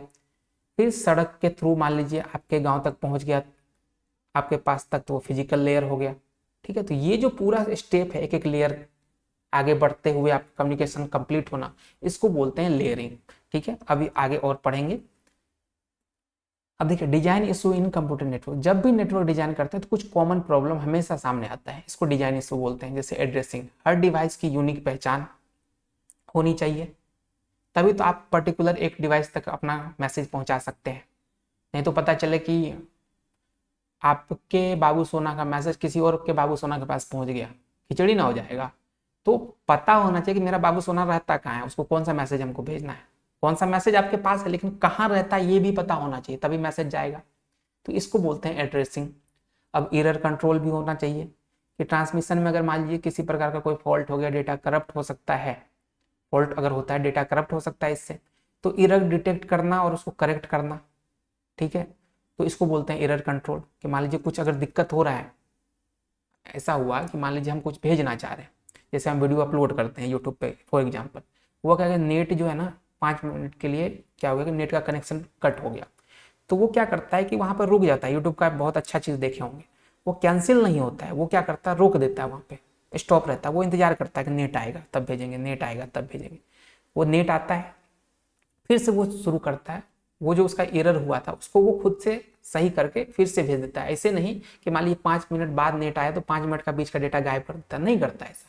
तो ये जो है ना ये एरर कंट्रोल है एक तरीके से। फ्लो कंट्रोल, अब पता चले कि सेंडर बहुत फास्ट है, ठीक है, और रिसीवर जो है आपका बहुत स्लो है, मतलब औकात से ज़्यादा आप डेटा भेज रहे हैं, एकदम फटाफट फटाफट भेजे जा रहे हैं और सामने वाला उतना कैच ही नहीं कर पा रहा है।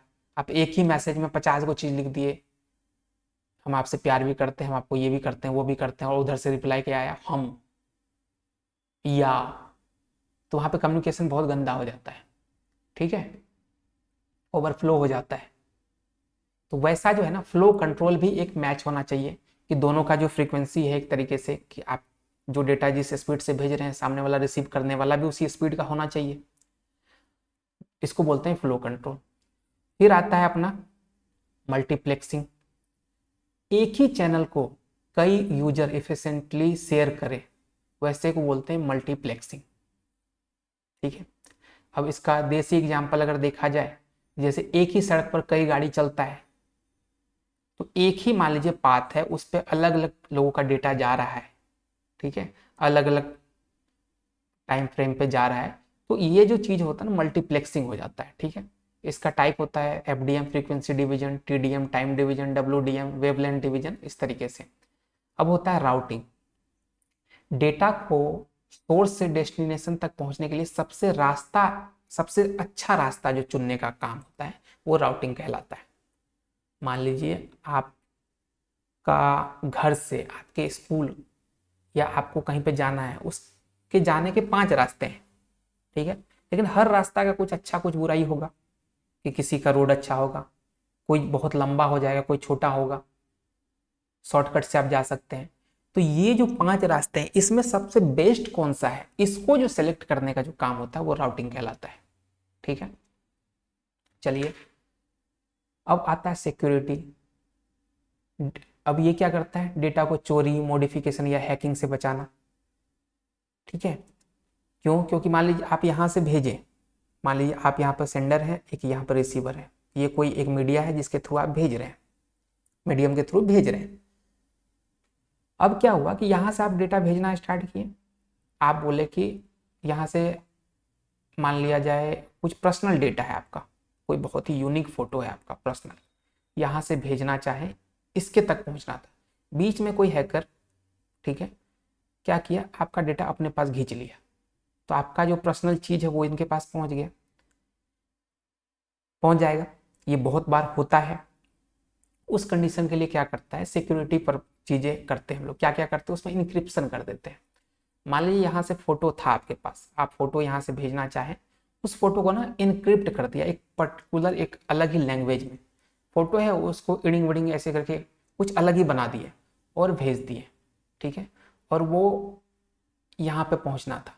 अब बीच में से कोई चुरा भी ले, एक सपोज के लिए मान लीजिए यहाँ पे चुरा लिया, वो तो इनक्रिप्टेड डेटा है, उसको डिक्रिप्ट कैसे करेगा, क्योंकि वो जो डिक्रिप्ट करने का जो फॉर्मूला है वो सिर्फ इन दोनों के पास है, क्योंकि ये इनक्रिप्ट किया है और इसके पास डिक्रिप्शन का फॉर्मूला है, इसके पास है ही नहीं, ये इसके पास बस डेटा आया, लेकिन उसके अंदर क्या तरीके से हम डिक्रिप्ट करेंगे ये नहीं पता है उसको, तो उसको चुराने से भी कोई फायदा नहीं है, ठीक है।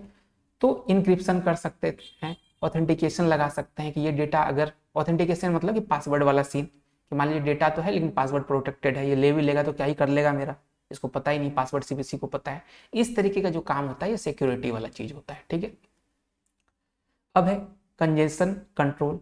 नेटवर्क में बहुत ज़्यादा ट्रैफिक आ गया, ठीक है, ओवरलोड हो गया, तो उससे क्या होता है कि आप स्लो हो जाता है। कभी कभी देखे होंगे कि जो मूवी आप डाउनलोड करना चाहें, कभी दे रहा था 5 MBPS का स्पीड, 5 मिनट में डाउनलोड हो जाता है आपका मूवी, वो धीरे धीरे बढ़ रहा है, क्यों? क्योंकि ट्रैफिक ज़्यादा हो गया। तो ऐसा जो ट्रैफिक जाम वाला जो सीन होता है ये कंजेशन कंट्रोल में आता है, ये यहाँ से चीज़ों को सुधारता है, ठीक है। चलिए, अब बात करते हैं OSI रेफरेंस मॉडल। ये बहुत इंपॉर्टेंट है, जो अभी लेयर की बात हम लोग कर रहे थे वो सारा चीज यहीं पे है। OSI रेफरेंस मॉडल का फुल फॉर्म होता है ओपन सिस्टम इंटरकनेक्शन। याद रखिएगा, कई बार डायरेक्ट भी पूछ देता है। OSI का फुल फॉर्म है ओपन सिस्टम इंटरकनेक्शन, ठीक है। इसे ISO यानी इंटरनेशनल स्टैंडर्ड ऑर्गेनाइजेशन ने 1984 में बनाया। ये सिर्फ रेफरेंस मॉडल है, प्रैक्टिकल इंप्लीमेंटेशन नहीं है, ठीक है। प्रैक्टिकल इंप्लीमेंटेशन नहीं है, लेकिन एक रेफरेंस मॉडल है कि कैसे हमारा जो कम्युनिकेशन सिस्टम है कंप्यूटर नेटवर्क से वो वर्क करेगा।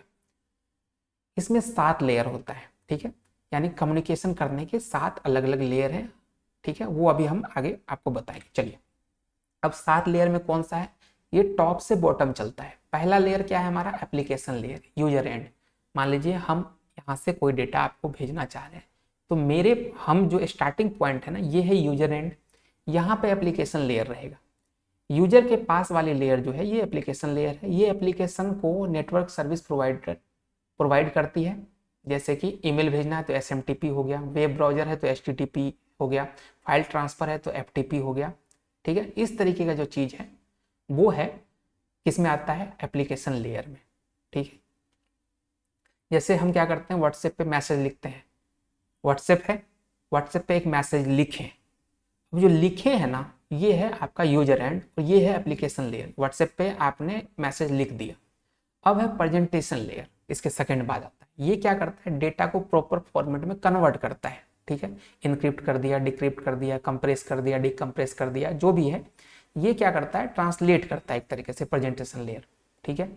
जैसे आप कुछ लिखें, फलाना ढिमकाना लिख दिया, उसको ना कंप्यूटर की भाषा में ये कन्वर्ट करता है, आस्की में कर दिया, EBCDIC में कर दिया, इंक्रिप्शन लगा दिया, ये सारा कुछ, ठीक है। देसी स्टाइल में समझे इसको तो जैसे हिंदी में लिखें और सामने वाला इंग्लिश में पढ़ना, तो वो जो है ना प्रेजेंटेशन लेयर है, वो सामने जब वहां पे गया, वहां पे ट्रांसलेटर ऑन है तो वो इंग्लिश में हो गया। तो ये प्रेजेंटेशन लेयर ट्रांसलेटर का एक तरीके से काम करता है, लेकिन ये रियल लाइफ एग्जांपल नहीं है, इसको बस ऐसे समझाने के लिए। प्रेजेंटेशन लेयर का काम होता है आपके डेटा को प्रॉपर फॉर्मेट में कन्वर्ट कर देना, बस। सेशन लेयर क्या करता है, ऑर्गेनाइजर है ये एक तरीके से, कम्युनिकेशन सेशन को स्टेब्लिश करता है, मेंटेन करता है और टर्मिनेट करता है। मान लीजिए अभी व्हाट्सएप है आपका, व्हाट्सएप का ही एग्जाम्पल लेते हैं। व्हाट्सएप पे या फोन कॉल का एग्जाम्पल लेते हैं, यहाँ पे लिखा हुआ भी तो समझने में आसानी होगा। मान लीजिए आप नंबर मिलाएं, ठीक है। अब बात अगर आप शुरू करना चाहते हैं तो हेलो हेलो करते हैं ना, चुप रहिएगा तो बात शुरू होगा नहीं होगा, ठीक है। और काटते टाइम बोलते हैं ओके बाय, खत्म, तभी फोन काटते हैं। ये जो स्टार्टिंग और एंडिंग है ये हो गया स्टैब्लिश और टर्मिनेट, ठीक है, बीच में आपकी बात चलती है। ये जो पूरा ऑर्गेनाइजेशन है कि कब फोन कर मतलब कि कंप्लीट हो गया, कब स्टार्ट हुआ, बीच में डेटा ट्रांसफर हुआ, ये जो काम करता है ना, ये सेशन लेयर करता है, ठीक है। अब पता चले कि आप बात कर ही नहीं रहे अपने दोस्त से व्हाट्सएप पे और वो कम्युनिकेशन फालतू का स्टेब्लिश करके रखा हुआ है, तो उसका कोई मतलब नहीं है। जब तक आप हाई भेजिएगा नहीं तो वहां पे कोई मतलब नहीं है आप दोनों के बीच मतलब कनेक्शन होने का। तो ये जो काम करता है ना, ये सेशन लेयर करता है। ये क्या देखता है कि भाई कब स्टेब्लिश करना है कनेक्शन, कब इसको मेंटेन रखना है, कब इसको टर्मिनेट कर देना है, मतलब कि खत्म कर देना है। फिर आता है ट्रांसपोर्ट लेयर, जो कि चौथा लेयर है। ये है डिलीवरी मैनेजर। ये प्रोसेस टू प्रोसेस डिलीवरी करता है, एंड टू एंड कम्युनिकेशन करता है, ठीक है। जो एक तरीके से कुरियर सर्विस वाला होता है, आप यहाँ पे कुरियर लगाते हैं तो आप एग्जैक्ट एड्रेस पे पहुंचा के वो अपना काम कंप्लीट करता है। ये हो गया डिलीवरी मैनेजर का काम करता है, ठीक है, एंड टू एंड कम्युनिकेशन करवा देता है, ट्रांसपोर्ट लेयर। पांचवा लेयर है नेटवर्क लेयर, जो कि रूट फाइंड करता है। अब रूट कैसे फाइंड होगा, मान लीजिए आप मैसेज किसी को भेज रहे हैं, डेस्टिनेशन, सोर्स से डेस्टिनेशन तक पॉकेट का सही रास्ता ढूंढना, जैसे राउटिंग वाला आपको बताए थे, सही रास्ता ढूंढेगा। इसमें क्या काम होगा, आईपी एड्रेस यूज में आता है। फंक्शन क्या करता है, राउटिंग एल्गोरिथम, कंजेशन कंट्रोल करता है। ये सारा चीज जो होता है ये नेटवर्क लेयर के अंदर होता है, कि राउट फाइंड करना कि भाई कैसे जाना है, सोर्स से डेस्टिनेशन तक पहुंचने का सही रास्ता ढूंढ के पहुंचा देना। ये नेटवर्क लेयर का काम है। फिर इसके बाद आता है छठा लेयर, डेटा लिंक लेयर। इसमें क्या होता है कि एरर डिटेक्ट करते हैं, कोई दिक्कत तो नहीं हो गया, note to note delivery, error detection और करेक्शन करते हैं। ये सारा चीज जो होता है ये होता है आपका डेटा लिंक लेयर में। अब चलिए सातवां लेयर, ये है physical layer, hardware layer. Bits को physical medium, wire, fibre, radio wave पर भेजती है। मैकेनिकल और इलेक्ट्रिकल प्रॉपर्टी डिफाइन करती है, ठीक है। जैसे बिजली का तार सिर्फ करंट पास करता है, उसे ये नहीं पता है कि वो फैन चला रहा है, बल्ब चला रहा है, इस तरीके। ये हार्डवेयर वाला है। मान लीजिए कंप्यूटर, आप कहीं से कोई डेटा भेजा, इस कंप्यूटर पे आया, ये जो कंप्यूटर वाला जो पार्ट है ये है आपका फिजिकल लेयर। ये 7 लेयर हो गए आपके। चलिए अब एक चीज होता है टीसीपी आईपी मॉडल। अभी हम लोग क्या पढ़े थे, OSI मॉडल, और इसके अलावा भी एक मॉडल होता है टीसीपी मॉडल। टीसीपी या आईपी मॉडल, इसका फुल फॉर्म होता है ट्रांसमिशन कंट्रोल प्रोटोकॉल, और आईपी का होता है इंटरनेट प्रोटोकॉल। इससे DARPA यानी defence advance research project agency ने 1970 में बनाया था। ये OSI से अलग है क्योंकि ये प्रैक्टिकल इम्प्लीमेंटेशन है, ठीक है। OSI क्या था, थ्योरेटिकल रेफरेंस था, और ये जो है ये प्रैक्टिकल इम्प्लीमेंटेशन है। TCP IP आज इंटरनेट का बैकबोन है, मतलब कि TCP IP जो है ना इंटरनेट में जो चल रहा है वो इसी के बदौलत चल रहा है।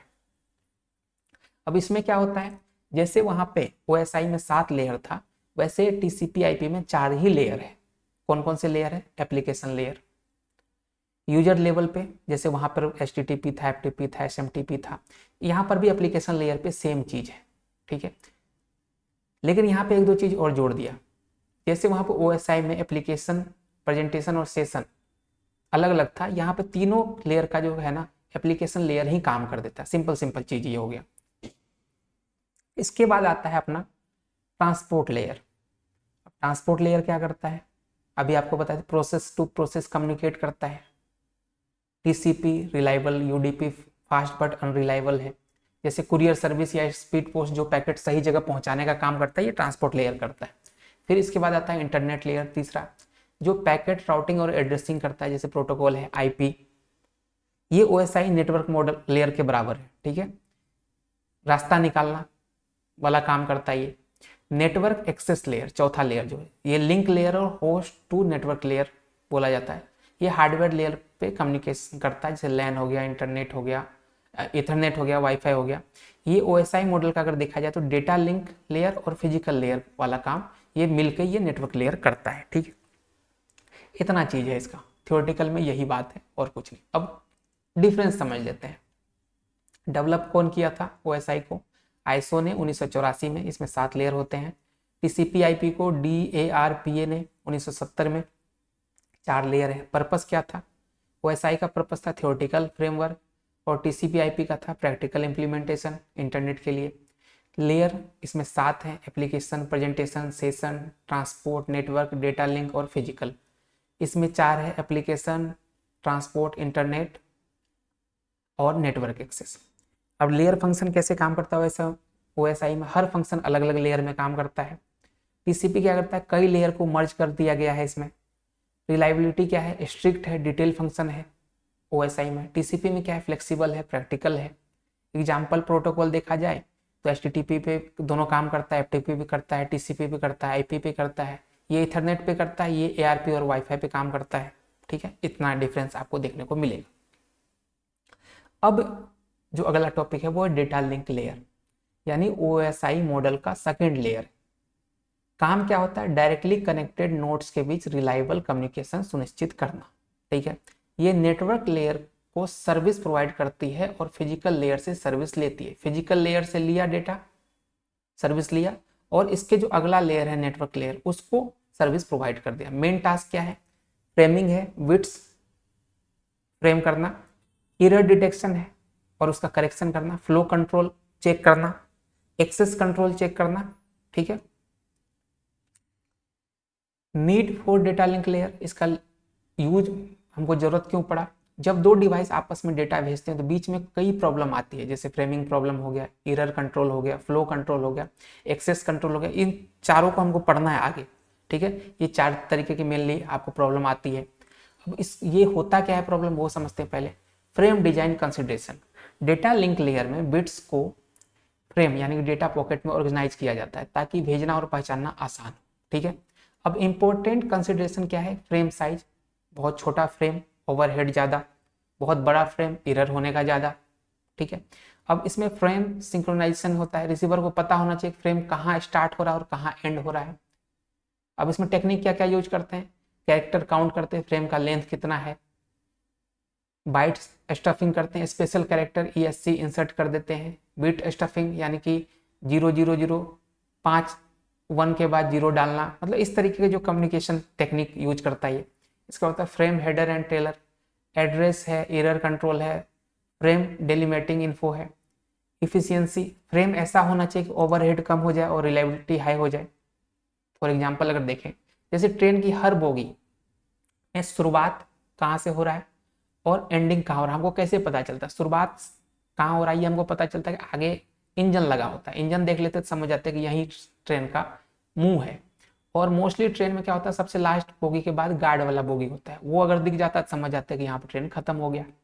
यही तो होता है ट्रेन। ये जो चीज है इसका भी वही काम है कि हमको बताता है कि कहाँ मैसेज स्टार्ट हुआ, कहाँ एंडिंग हुआ। अब flow control technique, stop and wait protocol, जैसे सेंडर एक फ्रेम भेजता है, फिर बताता एक्नॉलेजमेंट का वेट करता है।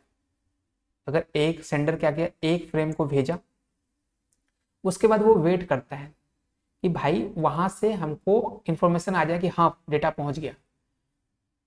जब तक ACK नहीं आता यानी एक्नॉलेजमेंट नहीं आता, नया फ्रेम नहीं भेज सकता है, ठीक है। तो ये स्टॉप एंड वेट में क्या होता है कि सेंडर अपना एक फ्रेम भेजा, उसके बाद वहाँ से मैसेज आया, वहाँ से इंफॉर्मेशन आया कि भैया पहुँच गया, तो फिर ये क्या करता है, दूसरा भेजता है। ये क्या होता है, सिंपल होता है बट इफिशियंट होता है, चैनल आइडियल होता है। देसी एग्जांपल, जैसे तुम व्हाट्सएप पर एक एक करके मैसेज भेजते हो और हर बार सीन का वेट करते हो, जैसे आप कोई चीज़ भेजें वहाँ देखते हैं कि देख लिया फिर दूसरा भेजते हो, ऐसा वाला जो चीज़ कर रहे हैं वो एक तरीके से स्टॉप एंड वेट प्रोटोकॉल है। फिर स्लाइडिंग विंडो प्रोटोकॉल है, सेंडर एक बार में कई फ्रेम भेज देता है विंडो साइज के हिसाब से, ठीक है। रिसीवर भी एक साथ में कई उसको एक्नॉलेजमेंट भेज देता है। अब इसमें क्या टाइप हो सकता है, go back and ARQ, error पर उस फ्रेम और उसके बाद वाले सब रिसेंट।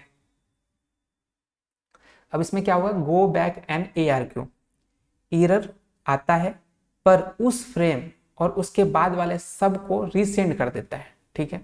एक होता है सेलेक्टिव रिपीट, एरर वाला फ्रेम ही रीसेंड करता है। इसमें क्या होता है कि मान लीजिए जहां एरर आया ना उसको तो रीसेंड करेगा, साथ साथ उसके बाद पीछे जितना था, क्योंकि इसमें क्या करते हैं हम एक साथ ही भेजते हैं, तो उसके बाद वाला जो भी फ्रेम रहेगा ना उसको भी फिर से दोबारा रीसेंड करता है। लेकिन इसमें क्या होता है कि जिस फ्रेम में दिक्कत आया सिर्फ उसी को सेंड करेगा, ठीक है। चलो अब एरर कंट्रोल टेक्निक क्या है, एरर डिटेक्शन मेथड इसमें देख लेते हैं पहले। जैसे parity bit, extra bit add करना, ओड इवन प्रायोरिटी। जैसे एग्जांपल, डेटा 1011 को इवन प्रायोरिटी पे 10111 कर दिया, इस तरीके से कुछ अगर भेज दिया है तो वो होता है parity bit. CRC, cyclic redundancy check, polynomial division से रिमाइंडर निकालना, ठीक है। और ये मोस्टली यूज होता है लैन और इथरनेट में। चेक सम, डेटा सेगमेंट का सम निकाल कर भेजना। फिर एरर डिटेक्शन मेथड में क्या होता है, ऑटोमेटिक रिपीट रिक्वेस्ट ARQ, जो अभी आपको बताएं। स्टॉप एंड वेट ARQ होता है, गो बैक एंड ARQ होता है, सिलेक्टिव रिपीट ARQ होता है, जो ऊपर आपको बता ही दिए हैं कि मान लीजिए कोई किसी फ्रेम में दिक्कत आ गया तो ये क्या करता है, गो बैक एंड ARQ क्या करता है कि उस फ्रेम को दोबारा तो सेंड करेगा, साथ साथ उसके बाद वाला जितना भी पीछे वाला था सबको सेंड कर देगा, रीसेंड करेगा। सिलेक्टिव में क्या होता है, जिसमें दिक्कत आया जिस फ्रेम में उसी को रीसेंड करेगा। फिर उसके बाद आता forward error detection FEC, receiver खुद एरर डिटेक्ट और कलेक्ट कर देता है। अभी तक क्या हो रहा था कि सेंडर सारा कुछ समझता था कि भाई कहाँ दिक्कत आया कहाँ, यहाँ पर रिसीवर एक्टिव है, ये खुद डिटेक्ट करता है कि भाई कहाँ पे एरर आया है। एग्जाम्पल के लिए हमिंग कोड है, ठीक है। देसी एग्जाम्पल, जैसे एग्जाम कॉपी चेक करने वाला टीचर गलती पकड़कर स्टूडेंट को वापस देता है, ये क्या हो गया, खुद करेक्ट, मतलब कि ARQ कर रहा है। ये कैसे हो रहा है भाई, आप हैं सेंडर, आप अपना कॉपी लिख दिए, एग्जाम चेक जो कर रहा है पेपर वो है आपका रिसीवर, लेकिन वो आपका एरर चेक करता है और वही खुद से करेक्ट कर देता है या आपको इन्फॉर्मेशन देता है कि भाई ये चीज हुआ है। अब है MAC medium access control sublayer. जब मल्टीपल डिवाइस एक ही चैनल शेयर करते हैं तो यह सब लेयर डिसाइड करती है कि किसका टर्न है डाटा भेजने का। ये डेटा लिंक लेयर का पार्ट है। इसके दो मेन अप्रोच होते हैं, कंटेंशन बेस्ड प्रोटोकॉल, डिवाइस खुद डिसाइड करते हैं, कभी कभी कॉल्यूजन भी हो सकता है भेजने में, कभी कभी कॉल्यूज मतलब कि कंबाइन भी हो सकता है ना, टकरा भी तो सकता है। अब इसमें क्या है, एक एलोहा होता है, ठीक है, इसमें प्योर एलोहा कोई भी किसी भी समय भेज सकता है। एक होता है slotted Eloah, fix time slot में ट्रांसमिशन होना, कोलिजन कम होता है, मान लीजिए कोई भी कभी भी अगर भेज रहा है तो उसमें टकराएगा ज्यादा। स्लॉटेड एलोहा में क्या होगा, फिक्स टाइम स्लॉट में ट्रांसमिशन होता है, कोलिजन कम हो जाता है। अब एक होता है CSMA, carrier sense multiple access, पहले चैनल सुनते हैं, अगर खाली है तो भेजते हैं, मतलब पहले देखते हैं कि रास्ता खाली है कि नहीं तब डेटा ट्रांसफर करेगा। एक होता है CSMA, कोलिजन डिटेक्शन, इथरनेट में यूज होता है, ये कोलिजन डिटेक्ट करके रिट्रांसमिट करता है। फिर होता है CSMA CA यानी कोलिजन एवोडेंस, इसका क्या है, वायरलेस लैन वाईफाई में यूज होता है, कोलिजन अवॉइड करने के लिए RTS CTS पैकेट भेजता है। देसी एग्जाम्पल, जैसे क्लासरूम में बच्चे बिना टीचर की अनुमति खुद बोलना शुरू कर दे, कभी कभी सब टकरा जाते हैं, होता है ना, हो हंगामा, इसे मछली पट्टी बना देता है, तो इस टाइप का कोलिजन हो सकता है यहाँ पे, ठीक है। अब है पोलिंग बेस्ड प्रोटोकॉल, जैसे सेंट्रल अथॉरिटी मास्टर सबको कंट्रोल करता है। अब इसका एग्जांपल देखिए, टोकन पासिंग, एक स्पेशल फ्रेम टोकन घूमता है, जिसके पास टोकन है वही ट्रांसमिट कर सकता है। फिर है रिजर्वेशन प्रोटोकॉल, पहले सब डिवाइस टाइम स्लॉट रिजर्व कर देते हैं, फिर उसी स्लॉट में डेटा भेजते हैं। जैसे रोल नंबर वाला कि टीचर बोला कि एक सीक्वेंस में जिसका जिसका रोल नंबर आ रहा है उसको बोलने दिया जा रहा है, तो वहां पे क्या हो हंगामा नहीं होता है। तो ये वाला जो है ना, ये पोलिंग बेस्ड के अंदर आता है, ठीक है। अब है नेटवर्क लेयर। अब नेटवर्क लेयर क्या होता है, अभी आप देखे थे पीछे, इसमें क्या क्या काम होता है, राउटिंग, कि सबसे बेस्ट रास्ता चुनने का काम, सोर्स से डेस्टिनेशन तक पैकेट के लिए सबसे अच्छा रास्ता चुनना। अब राउटिंग एल्गोरिथम क्या बोलता है, फ्लूडिंग, हर इनकमिंग पैकेट को सभी आउटगोइंग लिंक पर भेजना, ठीक है। रिलायबल है बट इनएफिशिएंट है, जैसे कोई खबर फैलानी हो तो हर बच्चा सबको बताए। मान लीजिए आपके क्लास में 50 बच्चे हैं, अब इसमें क्या होगा कि फ्लूडिंग में क्या कर रहे हैं कि आप हर बच्चा को कह रहे हैं कि तुम भी अपने आस पड़ोस वाले को बताओ, पूरा खबर फैलाना है। इसमें क्या होगा, एक ही खबर जो है ना 3 लोगों से या 10 लोगों से आपके पास आएगा, तो ये इनएफिशिएंट हो जाए, रिलायबल है लेकिन इनएफिशिएंट है, ठीक है। डिस्टेंस वेक्टर राउटिंग, हर राउटर अपने नेबर को शॉर्टेस्ट पाथ इन्फो देता है, ठीक है। जैसे गांव के लोग सिर्फ अपने पड़ोसी गांव तक की दूरी बताते हैं, हमको पता है कि भाई पड़ोस वाला जो शॉर्टेस्ट पाथ कौन सा है, आप उससे पूछिएगा किसी से, वो बता देगा आपको। मान लीजिए कि आप किसी पर्टिकुलर एरिया में रहते हैं, वहां का आपको सब कुछ पता है, कोई पूछेगा कि भाई फलाना दुकान जाने के लिए सबसे आसान रास्ता कौन सा, आप तुरंत बता दीजिएगा। तो ये जो होता है ना, ये डिस्टेंस वेक्टर राउटिंग में कहलाता है। लिंक स्टेट राउटिंग, हर राउटर पूरी नेटवर्क टोपोलॉजी मैप करता है, हर राउटर जो है सारा पूरा जो नेटवर्क टोपोलॉजी है ना सबको ये मैप करता है, वो बोला जाता है लिंक स्टेट राउटिंग। इसका एग्जांपल जैसे गूगल मैप है, पूरा सिटी का मैप रखता है। अब पूरा सिटी का मैप है उसके पास, उसमें से शॉर्टेस्ट रूट आपको बता देगा। एक होता है हिरार्चिकल राउटिंग, बड़े नेटवर्क को स्मॉल रीजन में डिवाइड कर राउट डिसाइड करना। एग्जाम्पल जैसे स्टेट है, स्टेट के बाद फिर डिस्ट्रिक्ट का नक्शा आएगा, डिस्ट्रिक्ट के नक्शे के बाद विलेज का नक्शा आएगा, इस तरीके से। अब है कंजेशन कंट्रोल, कंजेशन जब नेटवर्क में ज़्यादा ट्रैफिक हो जाता है तो पैकेट डिले होता है या ड्रॉप होने लगता है, पहुंच नहीं पाता सही तरीके से। तो इसको टेक्निक जैसे लीकी बकेट एल्गोरिथम एक होता है, जिसमें क्या होता है, बकेट में पानी एक फिक्स रेट पर लीक होता है। मान लीजिए बकेट है एक, इसमें कोई डेटा है, एक फिक्स रेट पे ये लीक हो रहा है, मतलब डेटा इसमें से निकल रहा है, तो डेटा को कांस्टेंट रेट पे फ्लो करता है। अगर ये फिक्स रेट पे निकल रहा है तो डेटा भी कांस्टेंट रेट पे फ्लो करता है। जैसे नल में ड्रॉप बाय ड्रॉप पानी निकलना, ये लीकी बकेट एल्गोरिथम का एग्जाम्पल है। Token bucket algorithm, token generate होते रहते हैं, पैकेट भेजने के लिए टोकन चाहिए। ब्रस्टी ट्रैफिक अलाउ करता है, जैसे टूल बूथ पर टोकन लेकर गाड़ी क्रॉस करती है। फिर होता है रैंडम अर्ली डिटेक्शन, कंजेशन होने से पहले भी कुछ पैकेट रेंडमली ड्रॉप कर देता है, जैसे भीड़ होने से पहले ही एंट्री रोक दी जाए। मान लीजिए आपको दिख रहा है कि अब भीड़ होने वाला है, 5 बजे और भीड़ आएगा, उससे पहले ही आप एंट्री खत्म कर दिए, नो एंट्री का बोर्ड लगा दिए। ऐसा जब चीज हम रेंडम अर्ली पहले हम डिटेक्ट कर लेते हैं, जिसको रेड बोलते हैं, कि पहले हमको पता चलेगा अभी जो है ना डेटा मार धाड़ एक्शन से भरपूर चलेगा, ठीक है, मैस हो जाएगा, डिले हो सकता है, ट्रैफिक ज़्यादा आएगा, तो हम पहले ही वहाँ पे बोर्ड लगा दिए भैया नो एंट्री है। अब ये ऐसा चीज़ जब होता है तो ये होता है रैंडम अर्ली डिटेक्शन, ठीक है। अब इंटरनेट वर्किंग प्रिंसिपल, जैसे अलग अलग नेटवर्क लैन वैन मैन को आपस में कनेक्ट करके एक इंटर नेटवर्क बनाना, इसको बोलते हैं इंटर नेटवर्किंग प्रिंसिपल। नीड क्या है इसका, एड्रेसिंग, राउटिंग, इनकैप्सुलेशन, फ्रेगमेंटेशन में यूज होता है। और इंटरनेट जो है ना सबसे बड़ा इंटर नेटवर्क है। इंटरनेट सिर्फ ऐसे थोड़ी है कि एक ही नेटवर्क को वाइड एरिया नेटवर्क को यूज करता है, लैन केबल से भी इंटरनेट पास होता है, तो हर चीज को वो यूज कर रहा है, ठीक है, जहां जिसकी जरूरत है वहां पे कनेक्शन हो गया। तो ये जो है इंटरनेट जो है वो इंटर नेटवर्किंग प्रिंसिपल का सबसे मेन उदाहरण है। चलिए अब है इंटरनेट प्रोटोकॉल, ये बहुत अच्छा चीज है। IP version 4, internet protocol version 4, 32 bit का एड्रेस होता है, ठीक है। एग्जाम्पल हो गया 192.168.11, ये आप देखे होंगे बहुत बार। IP version 4 packet format header field version 4 है, header length, type of service TOS है, टोटल लेंथ,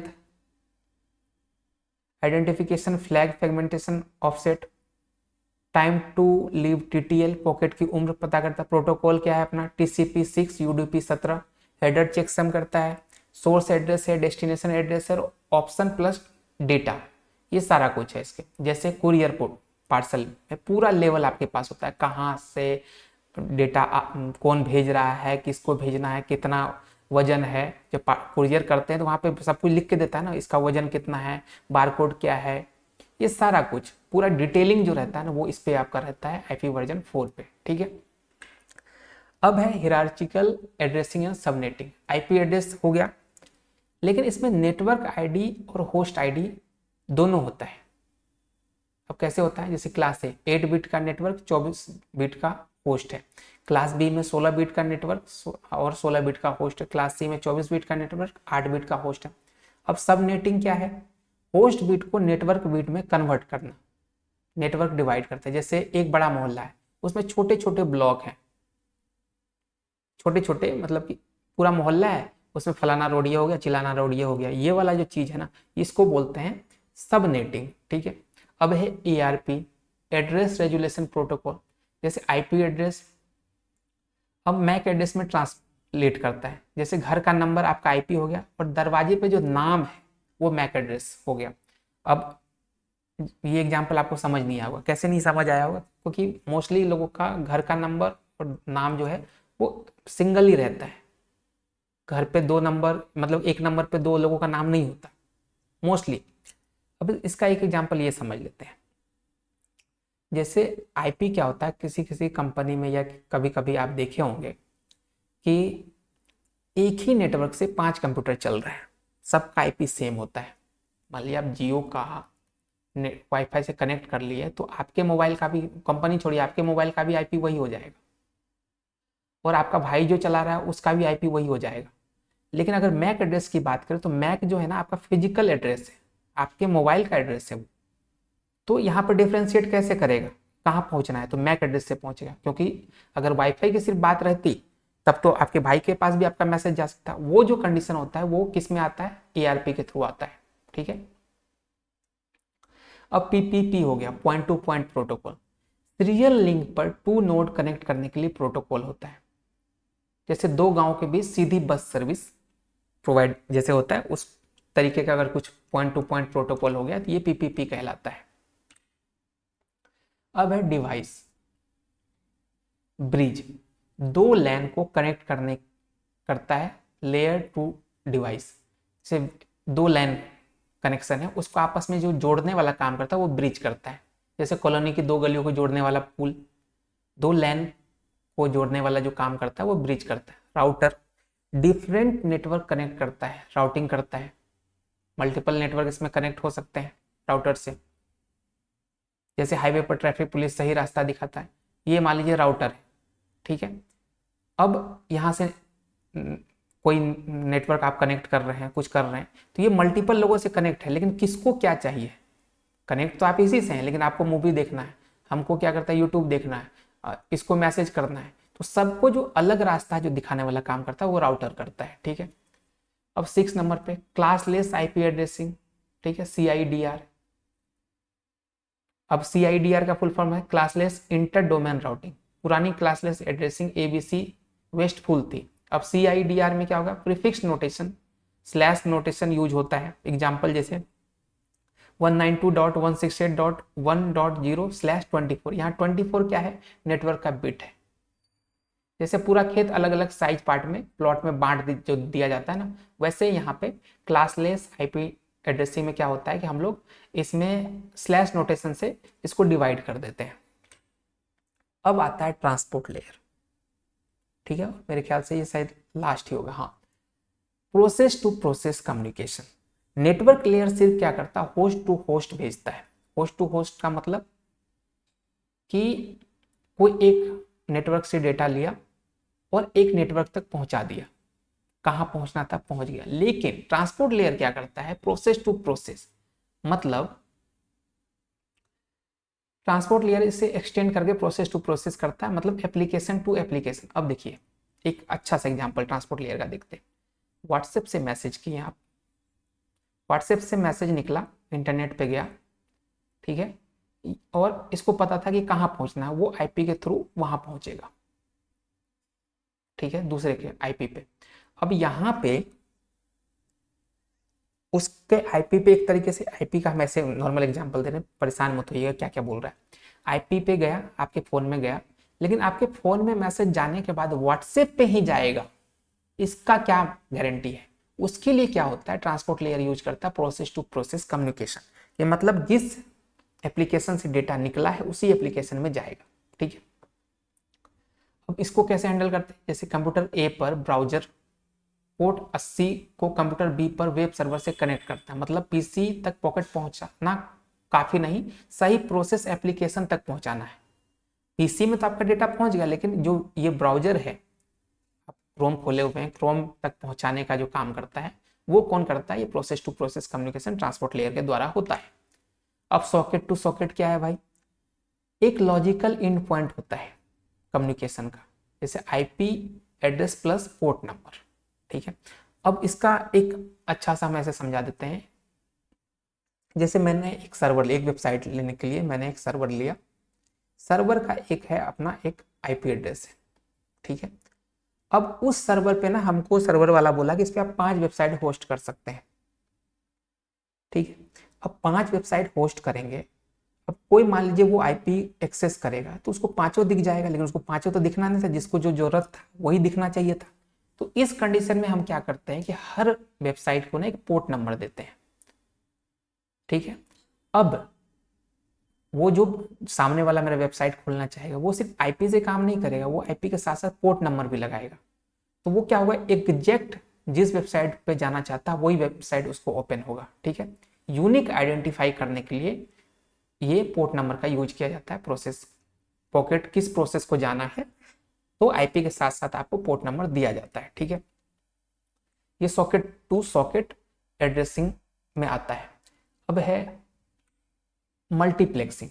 मल्टीप्लेक्सिंग भी पहले ऊपर हम बता दिए थे। ट्रांसपोर्ट लेयर कई एप्लीकेशन के डेटा को एक ही नेटवर्क कनेक्शन पर भेजने और अलग अलग करने का काम करती है।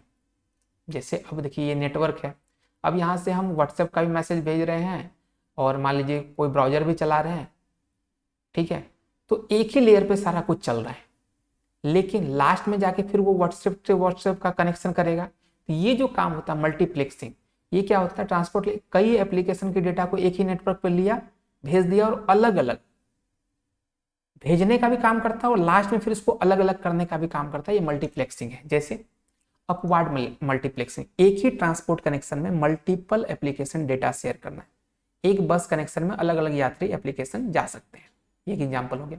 फिर डाउनवार्ड, एक ही एप्लीकेशन कई ट्रांसपोर्ट कनेक्शन पैरेलल यूज करती है। एक मालगाड़ी का एग्जांपल लेते हैं, का सामान कई ट्रकों में बांट कर भेजा जाता है। तो इस तरीके से एक हो गया अपवार्ड। अपवार्ड में क्या हुआ, ट्रांसपोर्ट कनेक्शन से मल्टीपल एप्लीकेशन डेटा शेयर कर रहा है एक ट्रांसपोर्ट कनेक्शन से, वो हो गया अपवार्ड मल्टीप्लेक्सिंग। अब हुआ कि एक ही एप्लीकेशन कई ट्रांसपोर्ट कनेक्शन पैरेलली यूज कर रही है, वो हो गया डाउनवार्ड मल्टीप्लेक्सिंग, ठीक है। अब एक होता है यूडीपी।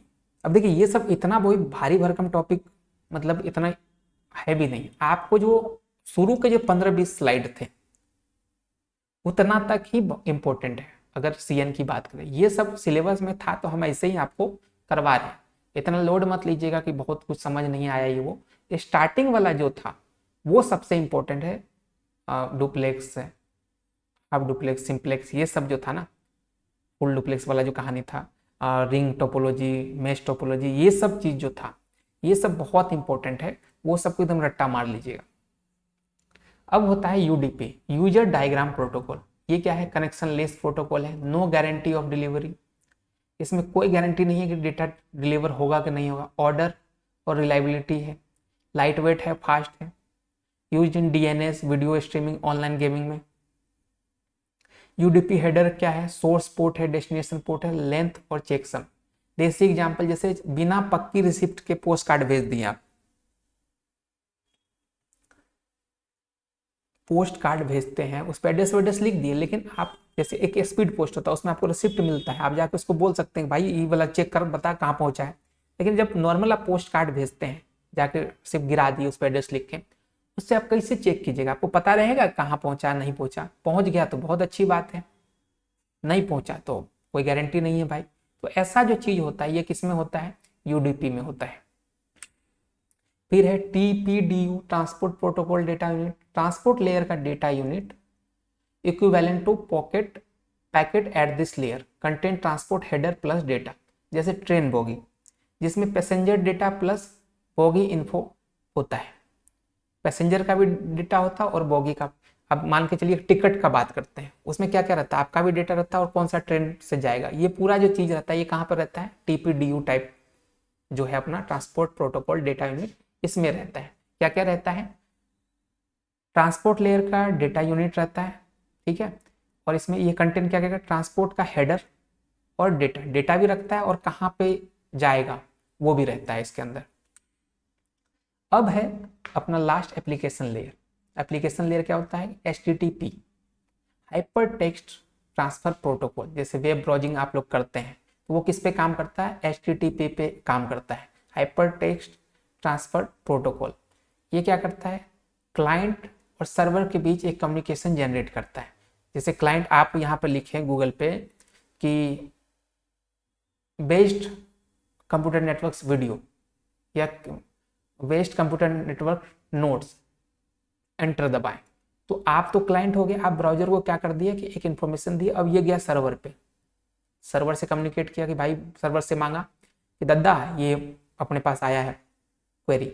अभी सर्वर क्या करेगा, यहाँ से वो बेस्ट रिजल्ट निकालेगा, फिर इसको देगा और ये यहाँ पे आपको फिर ब्राउजर पे आपको दिख जाएगा वो लिस्ट।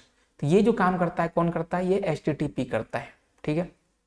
पोर्ट क्या क्या यूज होता है, मोस्टली HTTP पे 80 नंबर पोर्ट यूज होता है, और HTTPS यानी सिक्योर वर्जन जो होता है वो 443 यूज करता है।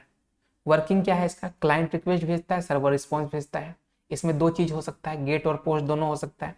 यानी कि आप सिर्फ गेट का मतलब आप डेटा ले रहे हैं, और कभी कभी आप डेटा पोस्ट भी कर रहे हैं। पोस्ट करने का मतलब क्या, आप फोटो अपलोड कर रहे हैं, ये भी तो करते हैं इस तरीके का। या फोटो या अपलोड छोड़ दीजिए, आप कोई भी मैसेज डाल रहे हैं और उसके अकॉर्डिंग आपको रिस्पॉन्स आ रहा है, तो ये पोस्ट मेथड हो गया कि आपके रिस्पॉन्स, जैसे आप किसी वेबसाइट पे आप रजिस्ट्रेशन करते हैं वो पोस्ट मेथड है, आपका डेटा जा रहा है। और किसी वेबसाइट पर सिर्फ आप क्या करते हैं, ब्राउजिंग करते हैं, उसका डेटा देखते हैं, आप कुछ डाल नहीं रहे, तो वो गेट मेथड हो गया, ठीक है। अब है FTP फाइल ट्रांसफर प्रोटोकॉल। ये काम क्या करता है, फाइल को अपलोड और डाउनलोड का काम करता है। इसका पोर्ट नंबर है डेटा के लिए 20 और कंट्रोल के लिए 21। दो कनेक्शन बनते हैं इससे, कंट्रोल कनेक्शन और एक होता है डेटा कनेक्शन, एक्चुअल फाइल वाला और एक कमांड वाला। रिलायबल क्योंकि TCP बेस्ड है। चलिए, एक होता है telnet remote login, remote system access के लिए यूज होते हैं। आप अपने सिस्टम से दूर बैठे कंप्यूटर को ऐसे कंट्रोल कर सकते हैं जैसे आपके सामने बैठा हो। रिमोट लॉगिन करता है ना, मान लीजिए आजकल इसका एग्जांपल आपको बता देते हैं, क्या बोले, टीम व्यूअर का नाम सुने होंगे। वो क्या करता है कि कंप्यूटर एक्सेस कर लेता है आपका, आपका कंप्यूटर चला देता है कहीं दूसरे जगह बैठ के। वो कैसे काम करता है, इसी तरीके रिमोट लॉगिन कर लिया आपके, ठीक है। इसका पोर्ट नंबर होता है 23। सिक्योरिटी कम होता है, डेटा प्लेन टेक्स्ट में जाता है, इसलिए आज SSH ज़्यादा यूज होता है। जैसे फ़ोन पर बोलकर कोई दोस्त आपके घर का फ़ैन चालू कर दे, वैसे ही आप दूर बैठे सर्वर पर काम कर सकते हैं। ये जो काम होता है ये टेलनेट के थ्रू होता है, रिमोट लॉगिन के थ्रू। अब होता है SMTP, बहुत बार पूछा है, ये होता है सिंपल मेल ट्रांसफर प्रोटोकॉल। ये मेल भेजने के लिए काम होता है, ईमेल भेजने के लिए। इसका पोर्ट नंबर है 25 डिफॉल्ट होता है, और 587 मॉडर्न यूज ऑथेंटिकेशन में ये यूज होता है। TCP बेस्ड है, रिलायबल ट्रांसमिशन है, वर्क होता है POP3 पे, IMPA पे फॉर रिसीविंग मेल के लिए, ठीक है। इस तरीके से आज का हमारा CN कंप्लीट हो गया। अच्छा, एक और बचा हुआ क्या, चलिए पांचवा भी देख ही लेते हैं जब इतना पढ़े हैं। तो SNMP simple network management protocol. अब ये क्या काम करता है, नेटवर्क डिवाइस, राउटर है, स्विच है, सर्वर को मैनेज और मॉनिटर करने के लिए। इसका पोर्ट नंबर 161 होता है और UDP होता है ये, ठीक है। कंपोनेंट क्या है, मैनेजर, कंट्रोल स्टेशन, एजेंट हो गया, device with MP software, MIB management information based database को डिवाइस का info, database of device info. ठीक है, एग्जाम्पल की बात करें, जैसे एक स्कूल प्रिंसिपल सारे टीचर के अटेंडेंस परफॉर्मेंस चेक कर लेता है, स्टूडेंट के भी कर लेता है। इस तरीके का जो पूरा सिस्टम है वो SNMP कहलाता है। मतलब कि आपके राउटर का, स्विच का, सर्वर का, इन सब का जो आप पूरा डेटा देखते हैं, पूरा मैनेज करते हैं कि कहाँ भेजना चाहिए। मान लीजिए आप वाईफाई आपको दिया होगा, तो वाईफाई का एक राउटर होगा, राउटर को आप लॉगिन करते होंगे, पीसी पे आपको दिया होगा कि वाईफाई से कनेक्ट कर लो, 192.168 डॉट ये फलाना फलाना डालना, यहाँ पे लॉगिन वाला आएगा, उसके बाद आप वाईफाई का पासवर्ड चेंज कर सकते हैं। ऐसा लॉगिन सिस्टम कुछ बना के देता है। तो ये कैसे वर्क करता है, ये SNMP पे काम करता है। ठीक है, तो आज का ये कंप्लीट हो गया। और एक चीज़ हम बता दें कि लास्ट में कुछ टॉपिक पे आपको समझ कम आया होगा, तो उतना घबराइएगा नहीं, क्योंकि ये उतना इम्पोर्टेंट नहीं था। लास्ट वाला चीज़ सिलेबस में था, इसलिए बता दिए बेसिक बेसिक चीज़ें, खासकर PGDCA वाले, ज़्यादा घबराना नहीं है। शुरुआत के जो 20-25 स्लाइड थे, 50% स्लाइड, उसको आप लोग अच्छे से एकदम जी जान से रगड़ दीजिएगा, चीज़ें समझ में आ जाएगा। और कुछ नहीं समझ में आए तो क्या करना है, कुछ कुछ टॉपिक आप लोग कहीं गूगल भी सर्च कीजिएगा, ChatGPT आजकल बहुत अच्छा यूज में कर सकते हैं, उसको हिंदी में बोलिएगा, हिंदी में समझा देगा। ठीक है, तो ये सब चीज़ थोड़ा सा यूज कीजिए। सिर्फ वीडियो के भरोसे काम नहीं चलेगा, क्योंकि सिलेबस बहुत बड़ा है। आप सोचिएगा सब कुछ मिल जाए तो उतना पॉसिबल नहीं हो पाता है, रियलिटी ये है। बाकी हम कोशिश किए हैं जितना बता सके एक क्लास में ना करने का। बाकी आपको वीडियो अच्छा लगा होगा तो लाइक शेयर जरूर कीजिएगा। मिलते हैं एक नई वीडियो में। और कल कौन सा टॉपिक का आपको चाहिए, तो गला मेरा सूख गया है, आप रेगुलर बोले जा रहे हैं, बाकी तो गप वप मार के आदमी निकाल लेता है, पार्ट बाय पार्ट वीडियो बना के जोड़ देता है। हम ऐसा नहीं किए हैं, तो 60-70 पेज को रेगुलर बोलना बहुत टफ काम होता है। ठीक है, तो मिलते हैं एक नई वीडियो में। अगला टॉपिक किस पे मास्टर वीडियो चाहिए वो एक बार बता दीजिएगा सुबह तक कमेंट करके। ठीक है, चलिए खत्म करते हैं। जय हिंद।